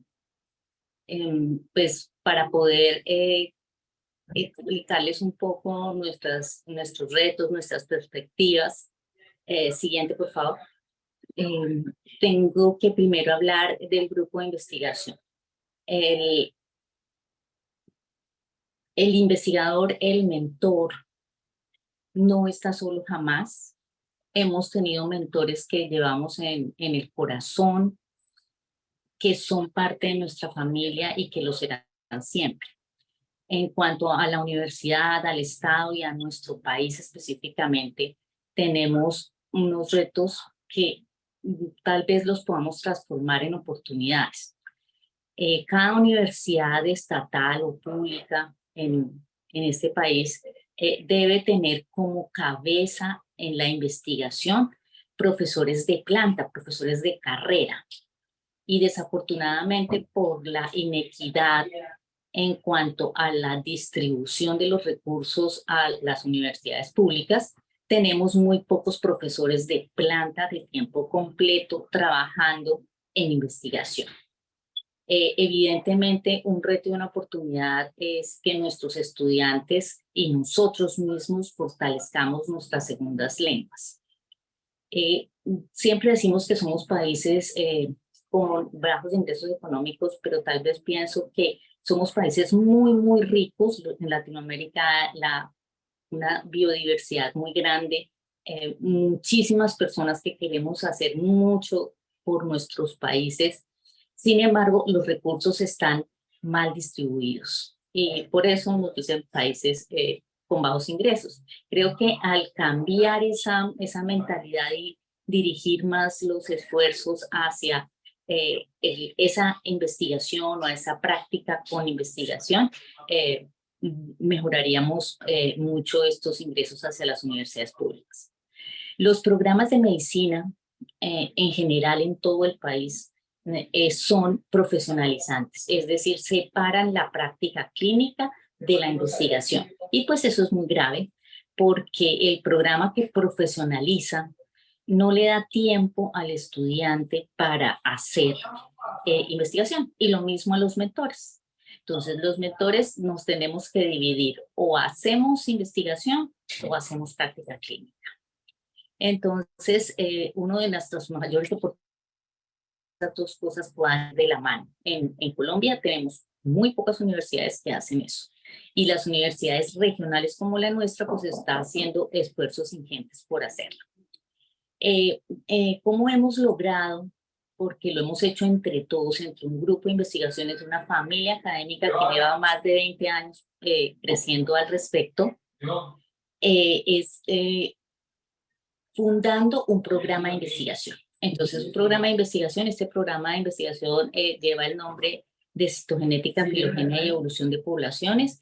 Lo inició nuestra única investigadora emérita, la primera genetista en Colombia, que fue la doctora Magdalena Echeverri de Polanco. Ella fundó ese programa y ese programa nos ha permitido no solamente tener estudiantes fuera del país, sino que el programa que empezó en 1999 se actualice y progrese cada proyecto de investigación respecto al programa. Esos programas de investigación, los centros de investigación son muy, muy útiles en nuestros países como un modelo exitoso de formación. Esos centros de investigación, los programas de investigación puestos en centros de investigación, va a permitir lo que decíamos ahora, que la investigación vaya de la mano con la práctica clínica y que al mismo tiempo que hacemos clínica como médicos, yo soy médico patólogo, como médicos podamos hacer una interdisciplinariedad con los clínicos, con los cirujanos, con los oncólogos, específicamente en el tratamiento del cáncer. Otra cosa muy importante que ha hecho que estos modelos sean exitosos es articular esa ciencia básica en la que nosotros trabajamos con los biólogos moleculares, con esa práctica clínica de la medicina que es de precisión.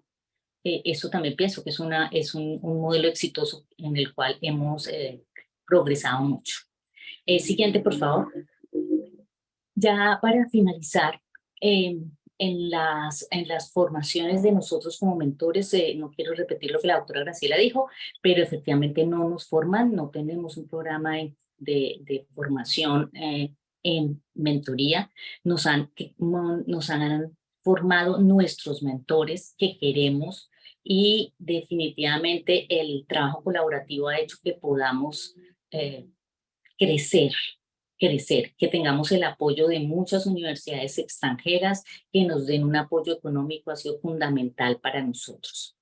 El mentor debe ser humilde, modesto, creer en sus estudiantes, y particularmente yo aprendo todos los días. Ustedes acaban de escuchar a Ana Estrada, es una de nuestras aprendices más excepcionales, y la calidad humana de nuestros estudiantes y de nuestros mentores es lo que nos ha llevado hasta donde estamos en este momento. Siguiente, por favor, gracias. Finalmente, pues yo lo único que tengo que decirles es muchísimas gracias por la invitación. Aquí tenemos a nuestro grupo de investigación, gracias a la Universidad del Tolima, que aunque somos una universidad de pocos ingresos, nos ha apoyado siempre en esta investigación del cáncer. Muchas gracias.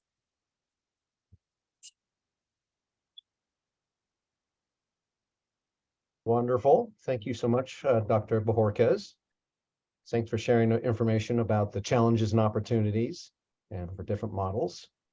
I'm going now to invite our second panelist, Dr. Muchingeti, to please come and give some remarks. Thank you. Thank you.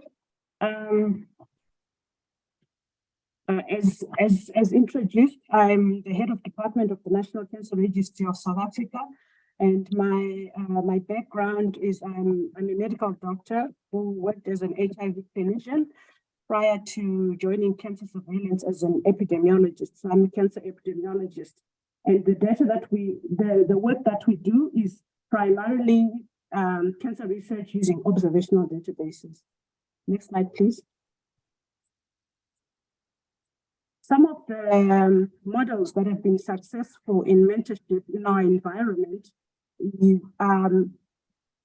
include a north to south sandwich model. So one of the challenges that we find in South Africa, and this is actually common in many other places within the sub-Saharan African region, is that we have a lot of students, but very few mentors. So particularly in cancer epidemiology. This is so because we are always competing for resources with infectious diseases. So even if we train epidemiologists, there are often no posts or jobs for them to work as cancer epidemiologists, and they often then have to go to infectious disease. So we have a chronic shortage of mentors in cancer epidemiology. So one of the models that we have used is a north to south sandwich model. This is, I was sort of one of the first people to do this as a mentee for my PhD, where I did my PhD with the University of Bern in Switzerland, and I had mentors at the University of Bern and also mentors in South Africa at the National Cancer Registry. So this allowed me to be mentored by both my local mentor and my international mentor. I was in South Africa the whole time, but I would go to Switzerland for all my courses and also for exams. So this model we have, we have collaborated with the ISPM, the Institute of Social and Preventive Medicine at the University of Bern since 2011. And over the years, I've also started mentoring students with my former mentors and also with other investigators at the University of Bern, allowing us to continue this collaboration and also to do other research together. We also have south-to-south collaborations. This is within the African Cancer Registry Network. So the South African National Cancer Registry is part of the African Cancer Registry Network. And within the African Cancer Registry Network, which is the regional hub for cancer surveillance in sub-Saharan Africa, we are the AACR Collaborating Center for Cervical Cancer and Childhood Cancer.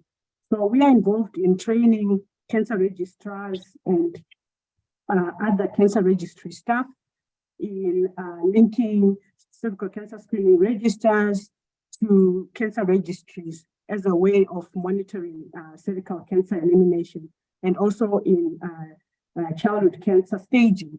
So we have this opportunity to do online training with large groups of cancer registrars and other cancer registry staff. And this has been this south-to-south collaboration has been an effective way of disseminating information in a large group and having impact on a large group. We also do group mentorship in person. So oftentimes, like I say, as a mentor, you don't have the luxury of having 1 or 2 students. You often have 5 students at one time, 10 students, 12 students, 15 students at one time. So in order to make sure that these students are still benefiting despite the constraints that are there, is we often put students in one room so that they are sharing the space and that there is peer mentorship. So you identify some students that are strong, maybe in statistics, others are strong in scientific writing. They help each other so that maybe before they send something to you, they ask their peer to say, please, can you check my grammar? Can you check my structuring? Can you check the flow of my paragraphs? can you check my analysis? And then by the time it comes to me, there's someone who has done a first run through it, and I have less work to do, although I am mentoring a big group. We also do course supervision. So this is when we work with other mentors at different universities. So for example, I have honorary appointment with the University of the Witwatersrand, and I also supervise the epidemiologists from the South African Field Epidemiology Training Program. So I would have another supervisor from either the university or the SAFTP, and we then course supervise a student together, so that even if I don't have a lot of time, there's another person helping me with the workload, and the student does have adequate mentoring. We also encourage our mentees to become mentors. So, and each one teach one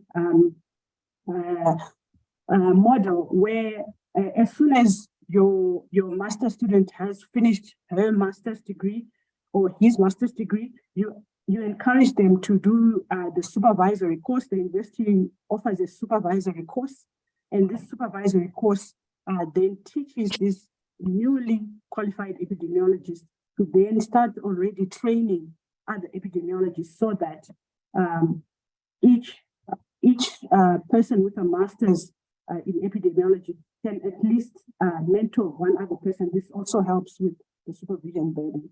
Next slide, please. In terms of required skills and training needs, since our field is cancer epidemiology, we need our mentors to have advanced statistical methods. So, you know, over the years, the software that is being used, the way of analyzing data is changing. So it is always good to have our mentors up to date with the latest ways of analyzing data. And also grant writing. Oftentimes they are not jobs for people when they finish doing their cancer epidemiology training. So it is good for mentors to be able to apply for grants and have funding to give research opportunities for their mentees.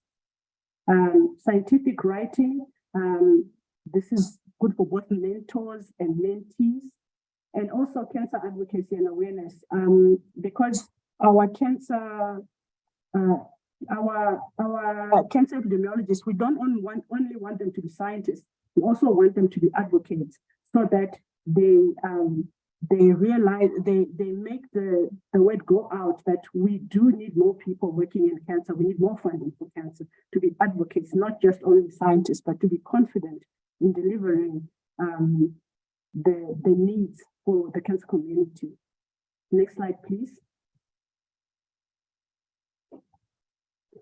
So this is our wall of cancer scientists, where we put the pictures and the degrees that our students have done over the years, just to encourage members of staff, students to pursue higher degrees and also to complete them in cancer epidemiology.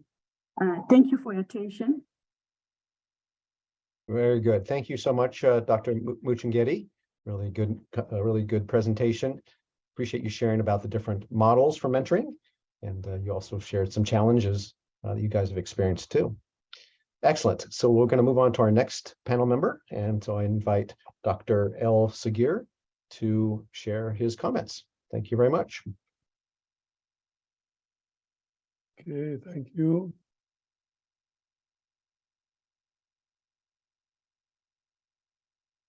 Okay, hello everyone. Do you see my screen? Yes. Okay. It's really a great pleasure. Thank you for this kind invitation and this nice conference. I'm learning also. We are all learning from our mentees. We always learn from our mentees. Actually, what I prepared, I tried to answer some of the questions that you asked us. And I made some general remarks, and I'll talk about what we do in practice. You know, our role, we view our role as mentors really is to attract recruit, and train young, potential clinical researchers.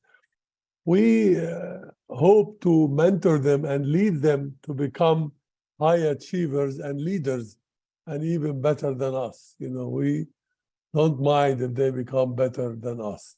Now, we help them set goals. We initially, when I take a mentee with me, we get them first involved in our ongoing projects, in our ongoing work, and as we go along, demand that they come up with their own projects. As for the questions of time management, this is always a problem, everywhere. Protected time is not always available to us, although we may have some protected time, but very often we end up spending extra time, evenings, and even on weekends to get our work done. And this is something that is contagious, and our, mentees end up doing the same. That's how things go. As for resources, I remember one time we submitted an abstract to ASCO at 11:59 p.m. with my research assistant. So that always happens. Now, as for resources, we may not all have the resources, maximum resources, but our motto is always like do the best we can with the resources that we have while working on improving our resources. This is what we always said at the Breast Health Global Initiative. Now, as for skills, competencies, and steps needed for a successful mentorship, I just would like to go over a few things. What we do with our mentees, we have educational sessions, we get lectures, we get them involved, in what we do, lectures on the subject that we are working on, that we want to encourage them to work on. We discuss topics of interest with them. And one thing important is what we call journal club, discussing research papers, really to get into them the culture of learning how research is conducted, know the background, the methods used to resolve an issue, results, and also how to make conclusions. And from there, we talk about unmet needs. We want to encourage them to look for unmet needs and search for solutions and make new proposals. And when we set goals, we like to evaluate the progress periodically every few months. We want them, and we attendees encourage them to write projects. The first they see how do we write projects, present projects to IRB, writing manuscripts also, grant proposals, informed consent, all these things, we do them with them, and then we try to have them do it on their own and follow up with them. And also help them get support, funding. Initially, we use our funds, but if they plan, a career in research, then they have to learn how to get sponsorship themselves. And having a mentee attend international conferences, local, regional, and also international conference is very helpful. And I find it very helpful also to introduce them to other people's working in the field. Networking, important, for them. And also one more important thing, of course, is interpersonal relations. Listening to them, advising them, criticize them, but also always never forget to give a positive feedback, applaud, encourage, be kind, understand, be there for them as an inspiration, be a career guide. These are important things why we do individually. And I like to give just a couple of examples that there are certain things we do on the personal level, but certain things also at the institution level. At the American University of Beirut, we have, grants from the NIH Health Research Program, the SHARP program, which provided support to have this SHARP program at AUBMC, where we really help them pursue a career in clinical translational research, equip them with the skills they need, and also offer them, credit diplomas. Now, with what I wanted to give, my last slide is to give an example what we do here. At the American University of Beirut, what we have something missing. There is a line missing. But of course, we have up here, we have medical students, we have residents, fellows, research assistants. We always get them involved with us. We offer them possibilities to do research with us. And we have the faculty rank. Faculty, they have to produce research. Faculty has to produce research. We have different ranks. All faculties have to be involved in teaching and research to different proportions. And like when we take a research assistant with us, or even faculty like residents and fellows, we assign them as mentee to a mentor. We have them get involved in their own research to follow with them. These are practical things that we find very useful for the mentees to develop their interest and hope to become part of the team, whether at our institution or at other institutions. And with that, I thank you for your kind attention. Excellent. Thank you so much, Dr. ASGCR. Thanks for sharing information about mentors' roles and offering some very practical tips and best practices. Really helpful information. All right. So we will now move to our next panelist. So I invite Dr. Ranji Anathan, I'm sorry if I messed up your last name, to speak here. And then after she's done, then we will open it up for Q&A. So take it away. Thanks. Thank you so much. And it's an absolute pleasure being here today. I'm going to speak about a very specific mentoring opportunity, which I've been associated with since 2015. And as this introductory slide says, I work as professor of anesthesiology at the Tata Memorial Center, which is a tertiary cancer center in Mumbai, India. And the Tata Memorial Center is also the hub of the National Cancer Grid of India, which is a network of over 240 cancer centers across India and many other parts of the world. Now, recognizing the need to increase opportunities for research training, could we just stay on the previous slide, please? Increase research training opportunities for researchers, particularly those from low resource settings. We set up the International Collaboration for Research Methods Development in Oncology, which is CREDO. And we hold the CREDO workshop every year, which trains researchers in research methods. Next slide, please. And so the objective of this workshop is to train researchers in oncology in various aspects of clinical research methods. And we do this by helping them to develop a research idea into a structured protocol. So applicants to the workshop submit a one-page research concept sheet. And over the 6 days of the workshop, they are taught how to convert this one-page sheet into a full-fledged research protocol. In addition, the CREDO initiative tries to promote collaborative research and build research capacity in oncology by training biostatisticians and other research staff. As I already mentioned, this is an intensive residential 6-day workshop, which usually runs from a Sunday to a Friday. And we hold this every year in March. In fact, we just completed the last workshop a few days ago, and we've had 6 workshops so far. Next slide, please. So what happens at CREDO is teaching through a variety of formats. We start with some pre-workshop webinars, which slowly build up to the main workshop. And during these webinars, we cover introduction to research, including study designs, ethics, basics, biostatistics, elements of writing a protocol.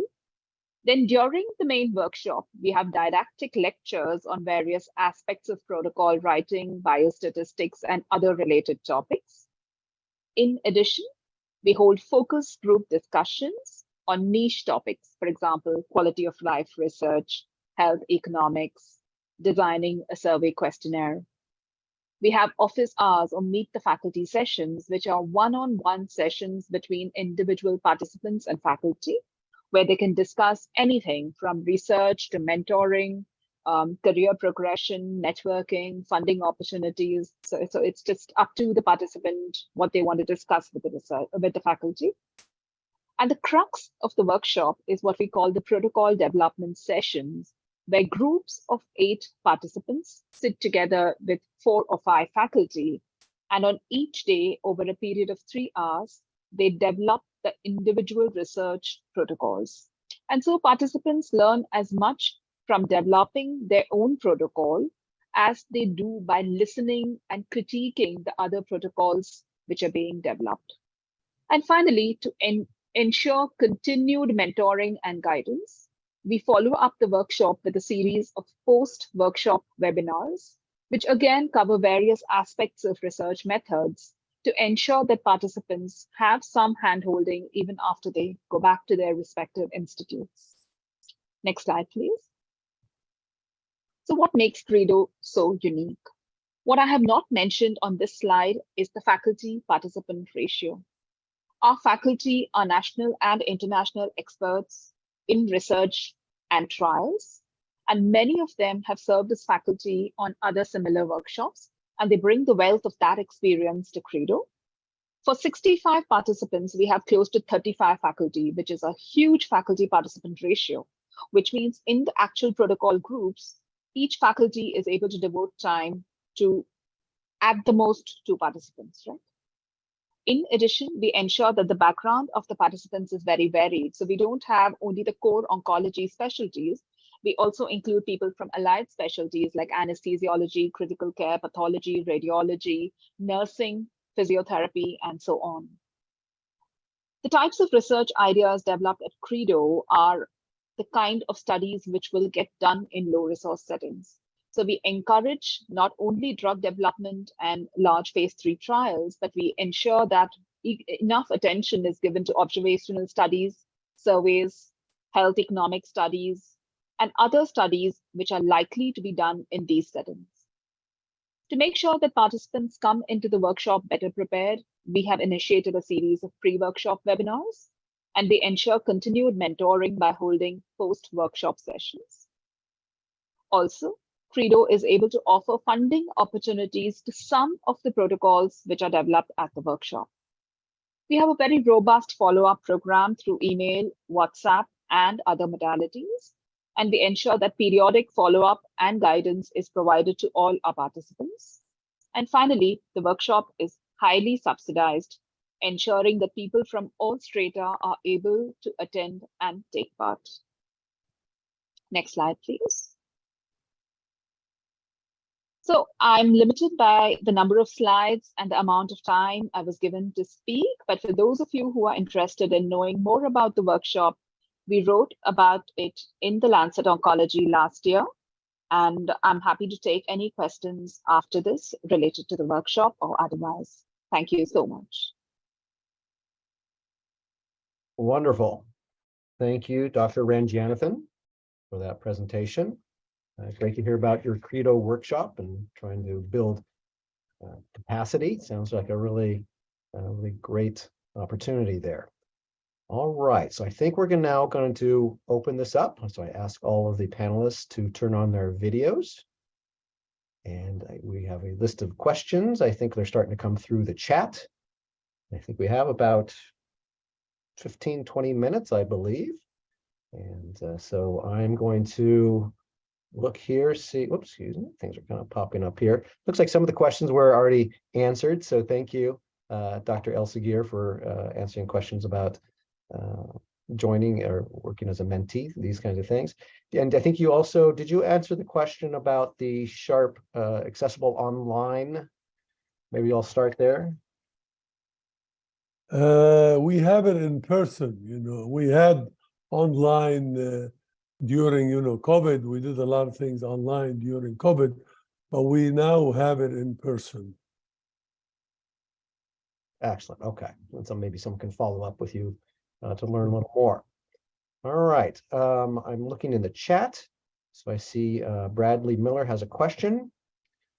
What role should a mentor play in helping to resolve issues with the in-country institution where the research is taking place? So again, what role should a mentor play?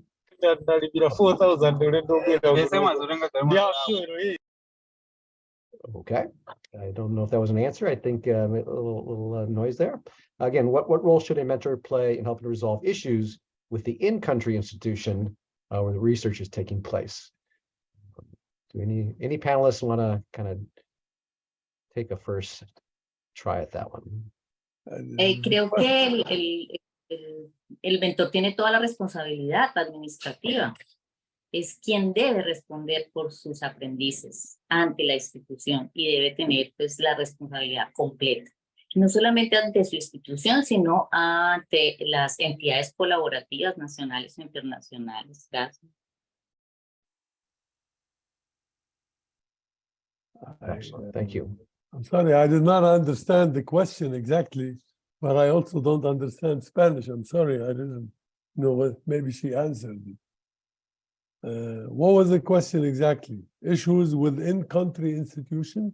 Yes. What role should a mentor play in helping to resolve issues with the in-country institution where the research is taking place? All depends what kind of issues, I guess. Yeah, I can see how that would be the case. Anybody else want to offer any other thoughts about this?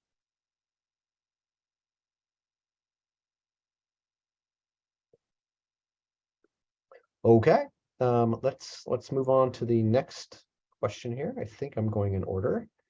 So it actually came from a previous panel, but the mentors may want to provide some perspective from Christine Nana. So far we have here we go. So far we have given the characteristics of a good mentor. Are there also good characteristics of a mentee? So maybe let's hear from the mentors what they see as good characteristics of a mentee. Who wants to take a chance on that one?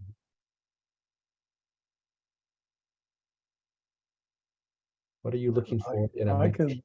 Please. Yeah, I can start. I mean, we like, of course, to have a mentee who is, I mean, we have like applications, okay? First of all, interest. The mentee really has to be interested in what we are doing. And interest also in continuing the research later on. We like the mentee to be, of course, smart, of course, that's something that would be very helpful. We don't want, well, even if a mentee, we encourage them, whatever they are, we encourage them, especially when they are our students, our, residents. We encourage to get the best out of them. But of course, I'd love to have a mentee who is very smart, who knows how to write projects and help me write manuscripts, and develop ideas. We like that. I think the most important thing is really to be involved, to ask questions. If they are shy, we encourage them. We want to get the best out of them. I cannot say more than that. Other than that, everything is obvious. All right, fair enough. I'd love to hear from other panelists. What are good characteristics of a mentee? Please. Yo siempre he pensado que el interés y esos estudiantes que siempre están preguntando y que tienen una meta clara en su vida, ser un excelente investigador, ser buenas personas. Yo creo que lo más importante que veo en un estudiante es cuando veo sus ojos y veo esa calidez y ese interés por aprender. Es básicamente lo que buscamos. Claro que estoy totalmente de acuerdo con el doctor, queremos los mejores, pero no necesariamente debemos ser muy inteligentes, sino querer lo que nos gusta y hacer lo que nos gusta. Cuando veo eso en un estudiante, lo aliento para que sea lo mejor y mucho mejor que nosotros. Gracias. Excellent. So I'm hearing some common themes of enthusiasm and interest are good characteristics. I think Dr. Ranjanathan had some thoughts here. Yeah, hi.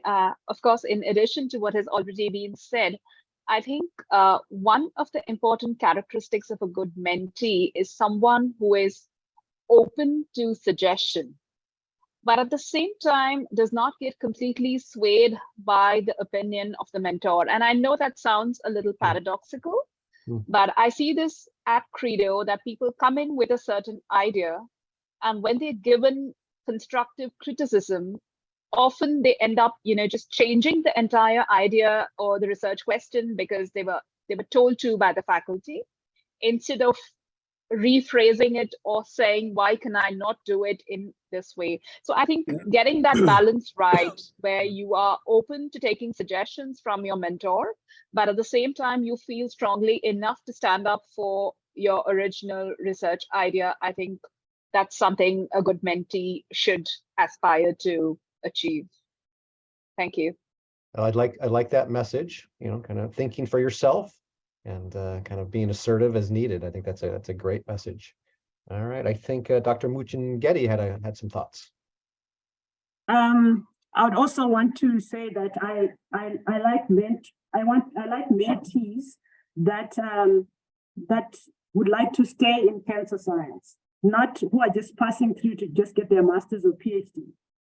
So who are passionate and would like to stay in the field, because I feel that I have invested and the work will continue when I'm gone. Then I also like mentees that are teachable, people who know that, criticism is not necessarily, is not meant to offend, but to build. So who are able to take criticism. And also I like mentees who like to teach others, because we are who I would like to replicate ourselves. We would like to have more mentors within the field. So, and I also like mentors who give me deadlines. So if they give me something, they say that, please give me feedback by this date, so that they also keep me accountable. They are not shy to keep me accountable, just as I'm keeping them accountable, so that there's that mutual respect and that they know that as their mentor, there are things that I'm required to do. So they should keep me accountable as well. Thank you. I think that's a great message of accountability, and also the importance of communication, whether it's deadlines or other things. I think that is really, really key. I completely agree with that. All right, Dr. In addition to that, if I may say something, if I may say this, mentees are not always, ideal. I mean, it's not always exactly what we always want. We get mentees that pass through us, and we are happy to have, been mentors for them, because they can excel elsewhere. Nowadays, we get a lot of medical students, when they graduate, they do 1 or 2 years of research with us in order to get a better, training position elsewhere, or better research position elsewhere. And that is fine. We really, some people are really interested in one subject and stay with it.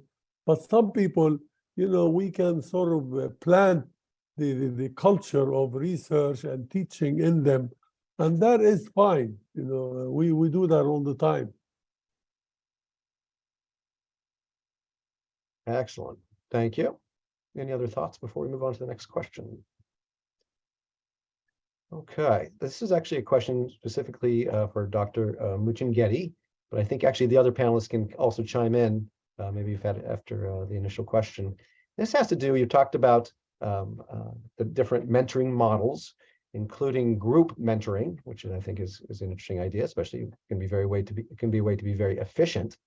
How do you manage the different interests and requirements of mentees in groups with one mentor. So what happens when you have a group of mentees who have very different backgrounds, interests, et cetera, and you are working with them together in one group?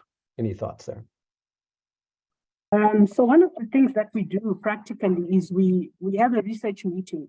So each person is supposed to present where they are with their research. If they are doing analysis, they should share their tables. If they haven't done their analysis, they have to tell us where what challenges they're having. So each person is supposed to give feedback to the mentor, but also to their peers. So in that group, there are some master's students, there's some PhD students, but they're all cancer epidemiology students. So each person is presenting on where they are. Then we have a scientific writing group. Each person is writing on their own research, but the structure is basically the same. They have to decide which journal they are going to be using. They have to decide, they should have tables that their results. They have to be placing all those things in their draft manuscript. Everyone is following the same structure, but they're doing their own work. So what it does is that because they see others presenting and they feel like, okay, so-and-so is doing so well, maybe I can try a little harder. So it does help to encourage others. And you see that within that meeting, the other students are actually contributing and helping. They're learning at different stages and levels, but they're teaching each other, and they feel like they're part of a research community. So it's a big group.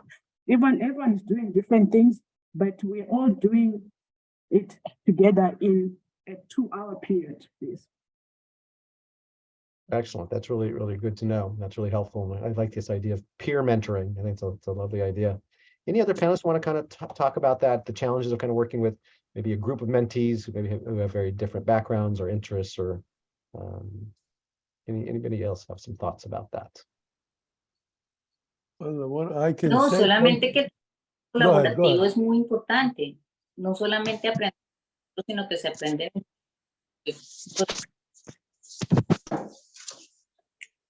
Qué pena, doctor. No lo dejé hablar. They attend one program online. Dr. ASGCR, did you want to say anything? I just wanted to say that my experience, I'm sorry. Okay, now you hear me? Yes. Yeah. No, my experience is that, we assign mentees to different mentors, and we don't usually, we get our, as she said, we do have meetings together, so they encourage each other and they learn what the others do. But that is our experience. Like, we do try to assign as much as possible one-on-one or two-on-one to mentors. That is very important too. So we can spend more time with them, so we can go into more, depth with them on the projects that are ongoing, because we also have so many other things to do, so we really have to have limited fields that we talk about. Yeah, that makes sense. And I get the multi-mentor model can be very helpful. So I think that's really a great point. Dr. Ranjanathan.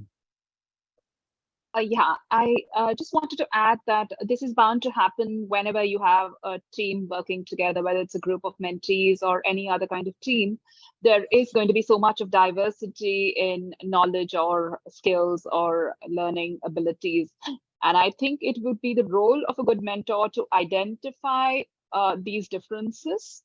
And while a lot of it can be covered in common ground, probably the mentor should find ways to focus on those who need help in specific areas, and then probably either pair them up with a different mentor who can offer that help to them, or maybe set up additional meetings with those individuals. But I think overall, it's a huge learning experience for the group to realize that they're not at the same level, and to see the challenges that the others face in their learning process. So I think rather than looking at it as a barrier, I think it brings a lot of value to the whole learning experience. Excellent. Yeah, I like the definitely the positive spin on that. There can be a lot, can be modeling and can learn from each other. I heard that as kind of a constant theme here. That's really great. I think we're not sure if we have time for one more question. Let me look at the organizers to see if there's a thumbs up or thumbs down. Should we wrap up? Can we sneak in one more question? I got a thumbs up. I'm going to go with that. All right, so maybe we can sneak in one more question. I thought actually someone had a really interesting question here, Dr. Lehman, if I'm getting your name correct. Really is kind of asking, how does it decide when the mentee is ready to be done, is ready to go off and do their own thing? Is this based on the career rank progression, research output, mentor's recommendation? Should this be kind of a joint decision? Love to get some thoughts again from the panelists about how does it decided when the mentee is ready to move on? How does that get decided? Never done. We can never be done. Okay. This is always an ongoing process.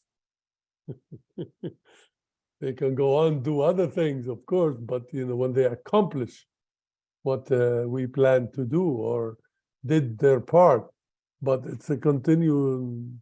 We're never done. I mean, even when we are full professors, we are more of students than ever. We learn. Actually, I'm learning a lot from this meeting also. We learn from mentees, and we hope that they learn from us. It's a great attitude. Love that. Dr. Ranjanathan. Yeah, I completely agree with that. And I don't think the learning process ever ends. And even as I mentor others, I reach out to people for mentoring and guidance. And I think it's actually a combination of all three, career progression, research output, your own gut feeling about whether your mentee is doing well. And honestly, I don't think there's any objective criteria to say when somebody is ready. It's just a gradual growth. Yeah, fair enough. Maybe Dr. Muchin-Getty, can you maybe be very fast and you can be our last thoughts here. I think that there's a lot of imposter syndrome within the research space. So you need to push them a little bit to actually put them in the deep end and tell them that you are their safety net, so that they actually move on, because they sometimes people really like the comfort zone of always having someone to shoulder the responsibility. So I think it's actually quite good to give them a lot of responsibility. To apply for a grant and they're the PI, make your mentor the project leader. They should run the project, and so until they're confident. And then the next one, they're the PI. So each one teach one. If we want to give them too much experience, they will never be ready. They'll always be scared and thinking that they don't know what they're doing. You need to tell them, yes, you do know what you're doing, and if you're not sure, I'm still here. You can call on me, but you need to lead. Excellent. Really, really good points there. So I want to thank all the panelists for a really great panel, really good set of presentations. And now I'm going to turn this over to Izzy Banderek. Take it away. Thank you. So much, Rick, and thank you to the whole steering committee for kindly inviting me to be part of this day. As Rick mentioned, I'm Izzy, and I have the pleasure of chairing this final session of the Early Career Investigator Day. So this part, we are actually going to turn over to you, the participants, and it's an opportunity to exchange ideas, suggestions, practical advice on mentoring and career development more widely. And to do this, you will be automatically assigned into a breakout room for a discussion. And those breakout rooms will explore 3 different aspects of mentoring and of career development, and each aspect will be discussed in 2 breakout rooms because there are quite a few of you who've joined us today. So if you are allotted to breakout room 1 or 2, You will discuss tips and tricks for establishing that mentoring relationship. And this might draw on what you've heard today, or it might be from your own experiences or those of your peers. So it's the practicalities of finding that scheme or independently finding a mentor where to look. And we've already heard some advice. So what else can we add to that? Those of you in breakout rooms 3 and 4 will discuss how to make the most out of that mentoring relationship. And again, that can build on what we've already heard today, but it might look at the types of topics you might discuss in that mentoring relationship and the types of skills you want to nurture. And those of you in breakout rooms 5 and 6 are going to explore how to develop your career before you get a mentor, or if you can't find one. So what do you do in that interim period? So are there any aspects of mentoring that can come from unexpected sources? And we've already heard a little bit about group and peer mentoring. So your discussions will be guided by a facilitator and one from the NCI Fellows. And each room will also have one of our guest speakers. So you've got lots of advice and guidance to draw on there. And to help the ideas flow, we're going to be using Jamboards. Now, I'm sure some of you are familiar with these already, but just in case not, I'm going to run through quickly how to use them. You'll be given a link in your breakout room, and it will take you to a new window in your web browser, and it will look a little like this. The title of the whole Jamboard is up here on the left, and your breakout room specific slide can be accessed here. So you just need to click through onto the slide that you need, and your facilitator can help you find that. And this Jamboard acts as like a digital notice board where you can post notes and ideas. And down here on this left-hand side, there are a set of tools. And this one here is sticky notes. So they'll probably be the most useful one. When you click on it, this will appear a little pop-up box, and you can write your message in. And then when you click save, it will appear on the Jamboard for everyone else to see it. So please don't worry if you can't access it, or if you're on a phone and you can't get it to work. It's just a tool to help share ideas. Your facilitator will help guide the conversations in your breakout rooms, and anyone can contribute with or without the Jamboard. And I know that you all have something to share in this, so I'm going to encourage you to be bold and share your ideas and your thoughts. So I will hand over to the magicians in the background who are sorting out our breakout rooms, and we'll have around 20 minutes together to chat through these different aspects of mentoring and career development.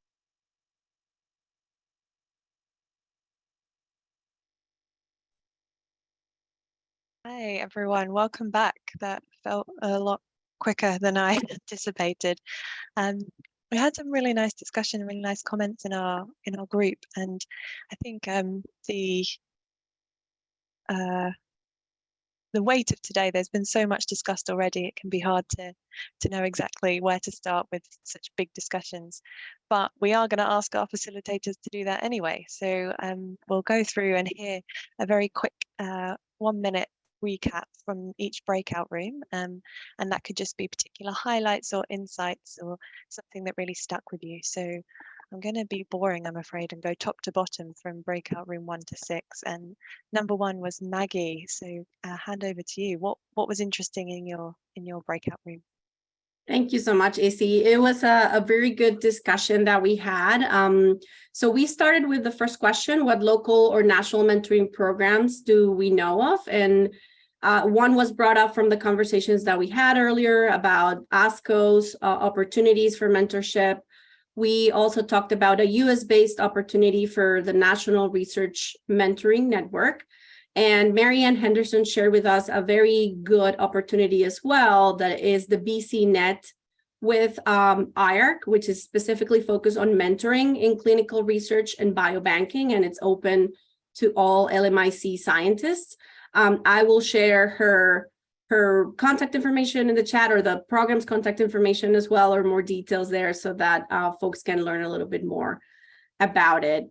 I don't know if you want me to give an overview as well about the second question that we got? Yeah, please do. It'd be great to hear. Yeah, okay. So we also talked about how would you find a mentor if there are no programs available, and the suggestion to use LinkedIn to identify research areas that are of interest, as well as the literature. We also brought up the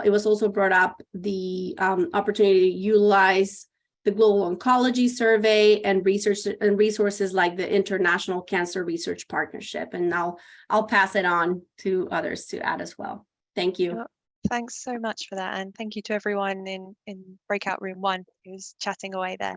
So I'll move on now to Jack, and you're actually next on the screen as well. So that was perfectly lined up for me.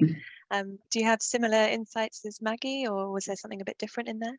Hey, I do actually. So, which I think is good to hear. So we were also looking at how to establish a mentoring relationship, and similar ideas came up for identifying mentors. So would be using online websites such as LinkedIn, for example, or otherwise how to contact someone depending on how many degrees of separation you have from them, meaning whether if you know them personally or you know someone who knows them.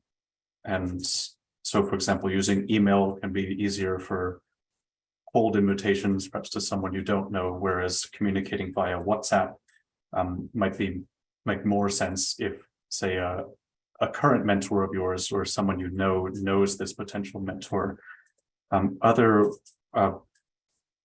programs that were mentioned were ResearchGate, for example, the website for finding researchers with similar interests. And then when we got to the third question, which was really to see how would you first approach a prospective mentor, one topic that came up was to do some pre-work, to some preparation as a potential mentee. So to not only look for what that mentor provides, but what you can provide for them and how you can speak to your strengths and what you can bring to that potential mentor's research, whether it's some particular skill you have or a common interest. That's largely what we talked about. That's great. So there's that element of selling yourself and having that elevator pitch ready, whether that's in person or online. Mm-hmm. Great. Yes. Thanks so much, Jack, and thanks to everyone in your group as well. So I'm going to move on now to the next aspect, which was about making the most. So once you've got a mentor, what do you do with that? And the next person on my list is Lucas. Would you like to talk to us a little bit about how you make the most of a mentoring relationship? Sure, and apologies for messing up the order on the screen. That's on me. So we first explored the question, what are the key characteristics of a model mentee? And what our group really focused on is that it's someone who has a deep passion for science and has somewhat of an idea of what they want to do, their career goals and trajectory and research content, as well as also someone who has, I like to have someone put it in as fire in their belly, so a real passion for science, because I think that also can drive the mentor's ability to be a good mentor. We next hit on the topic of what themes and topics should be explored in mentoring. And so we focused on career goals and trajectory, career development and research content, opportunities to apply for grants, career development advice and long-term vision, as well as what I like here particularly, steps on how to reach that vision in the short term, which I think is a key aspect that oftentimes is missing. And then also support systems, particularly on mental health, because graduate school can be a really trying time. And then lastly, we talked about what can you ask from a mentor, and is there anything you shouldn't ask? And then one of the key things that came up was making sure that clear boundaries are discussed, although it's important to kind of let the mentee sort of set the boundaries first because of the power dynamic differential there between the mentor and the mentee. Other topics include, really making sure that the mentor is there to focus on their career development and professional issues, but not really be there on personal life issues, unless that's where the boundary is, but should not definitely be implied from the get-go. As well as also really making sure that the clear goals of mentoring and the clear goals of the mentee of what they want to get out of that is well established. Great, thanks. It sounds like you had a really fantastic conversation in that room, and I'm hearing a lot about clarity between the two people there around boundaries and also what you want to achieve together. And I wonder if, Rima, did you have some similar conversations in your room as well? Yeah, we did. We did have some overlap. So I'll try to look for things that were not discussed in breakout room 3 with Lucas. So again, we also covered maximizing a mentoring relationship. And some of the things that were not mentioned in your group that were mentioned in mine, we're talking about how to deal with conflicts of interest and how to resolve like conflicts of interest between mentor and mentee. That came up in discussing the third question that we had, what can you ask from a mentor and is there anything that you shouldn't ask for?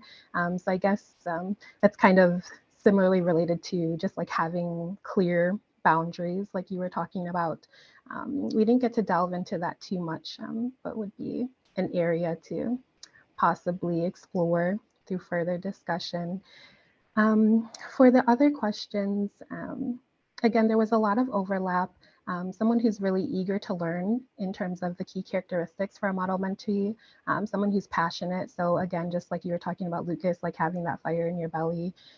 Also, there was mention of just having mentees that are critical thinkers and that are willing and able to troubleshoot. And in terms of the themes or topics that could be explored through mentoring, we had some notes on how to develop timelines, how to develop expectations, how to explore career options, and networking. That's terrific. And it is great to hear, like we said before, that a lot of the same themes come up in different rooms with very diverse people. So it's perhaps helpful to know we're all on the right track there. And moving on now to a slightly different area of beyond mentoring, or what you do when you don't have one. So I'll move to Fatu first. If we can hear a little bit from you. We've heard there's so much you can get from mentors. Can we get that stuff from anywhere else? Sure. So some of the things that were mentioned were, especially at international conferences, is a good place to start. Like there's diverse community there that you can talk to. And also mentors can really help nourish your interest in what you're doing. A second question that we got was, what skills do early career investigators have that will make them good mentors now? And one of them was good listening skills. I mean, being that they're fresh out of it, they can really listen to the mentees and pick out the key things that they're asking for. Someone also talked about kind of talking to them about their career path, the career trajectory, so they can definitely begin to think about like coursework and things like that as they're trying to plan out their career as well.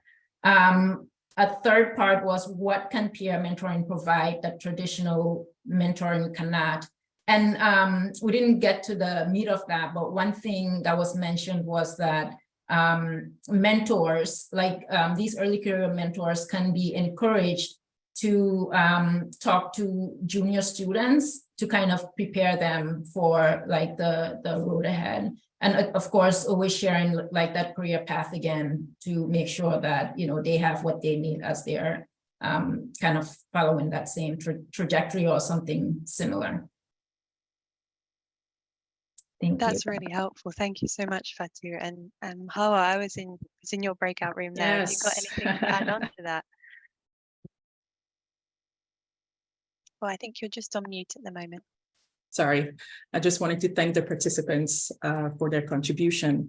Just to add from our session really centered on peer mentoring for quite some time. And basically it was said that traditional mentoring comes with more of a hierarchical structure that doesn't allow for open spaces.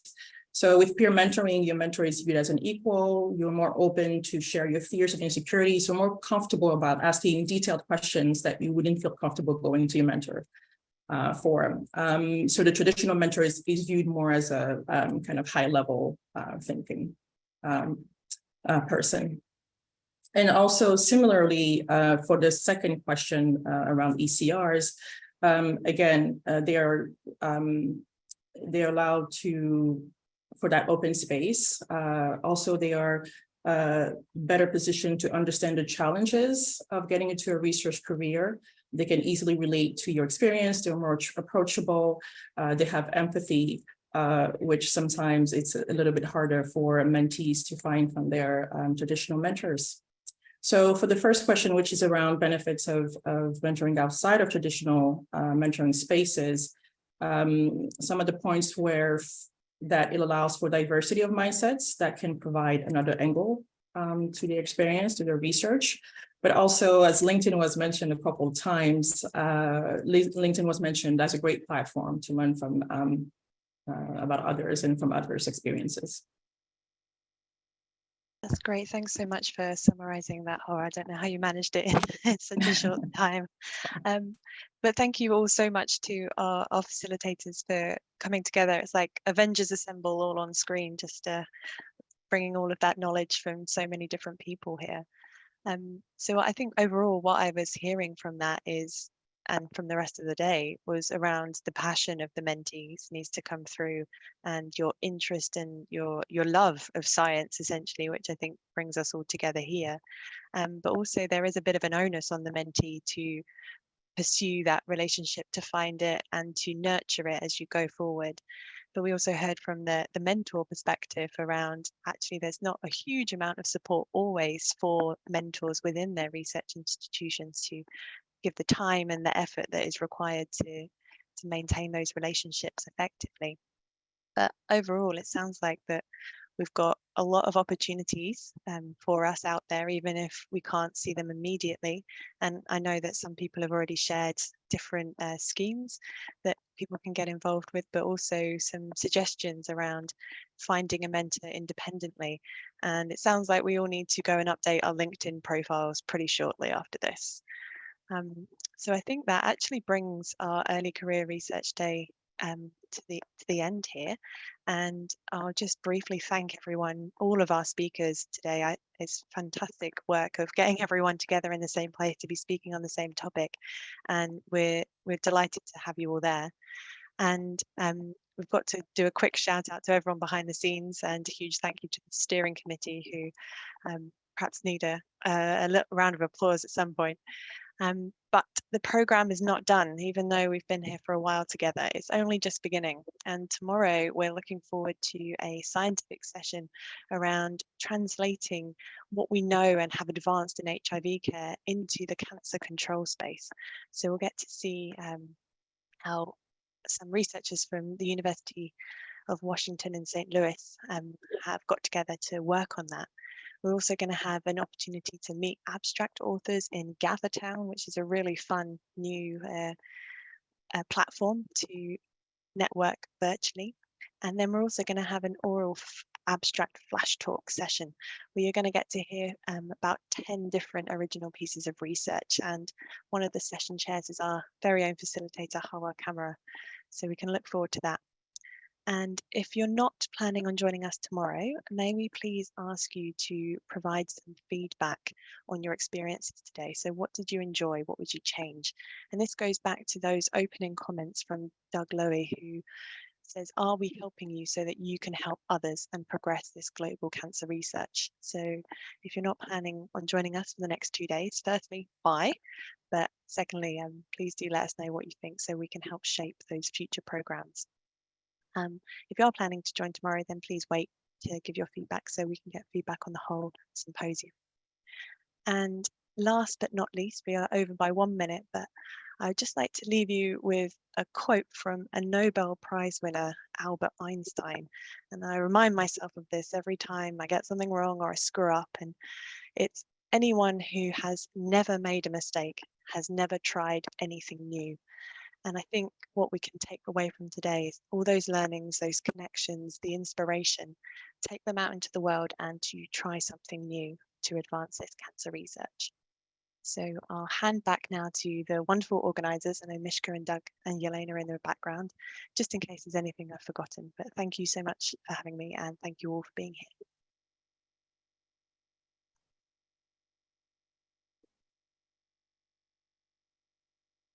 Hi, can you please repeat the quote you said? Anyone who's never made a mistake. Sure, I'll post it. It says, anyone who has never made a mistake has never tried anything new. Please post that. It was a good lesson for today. Thank you.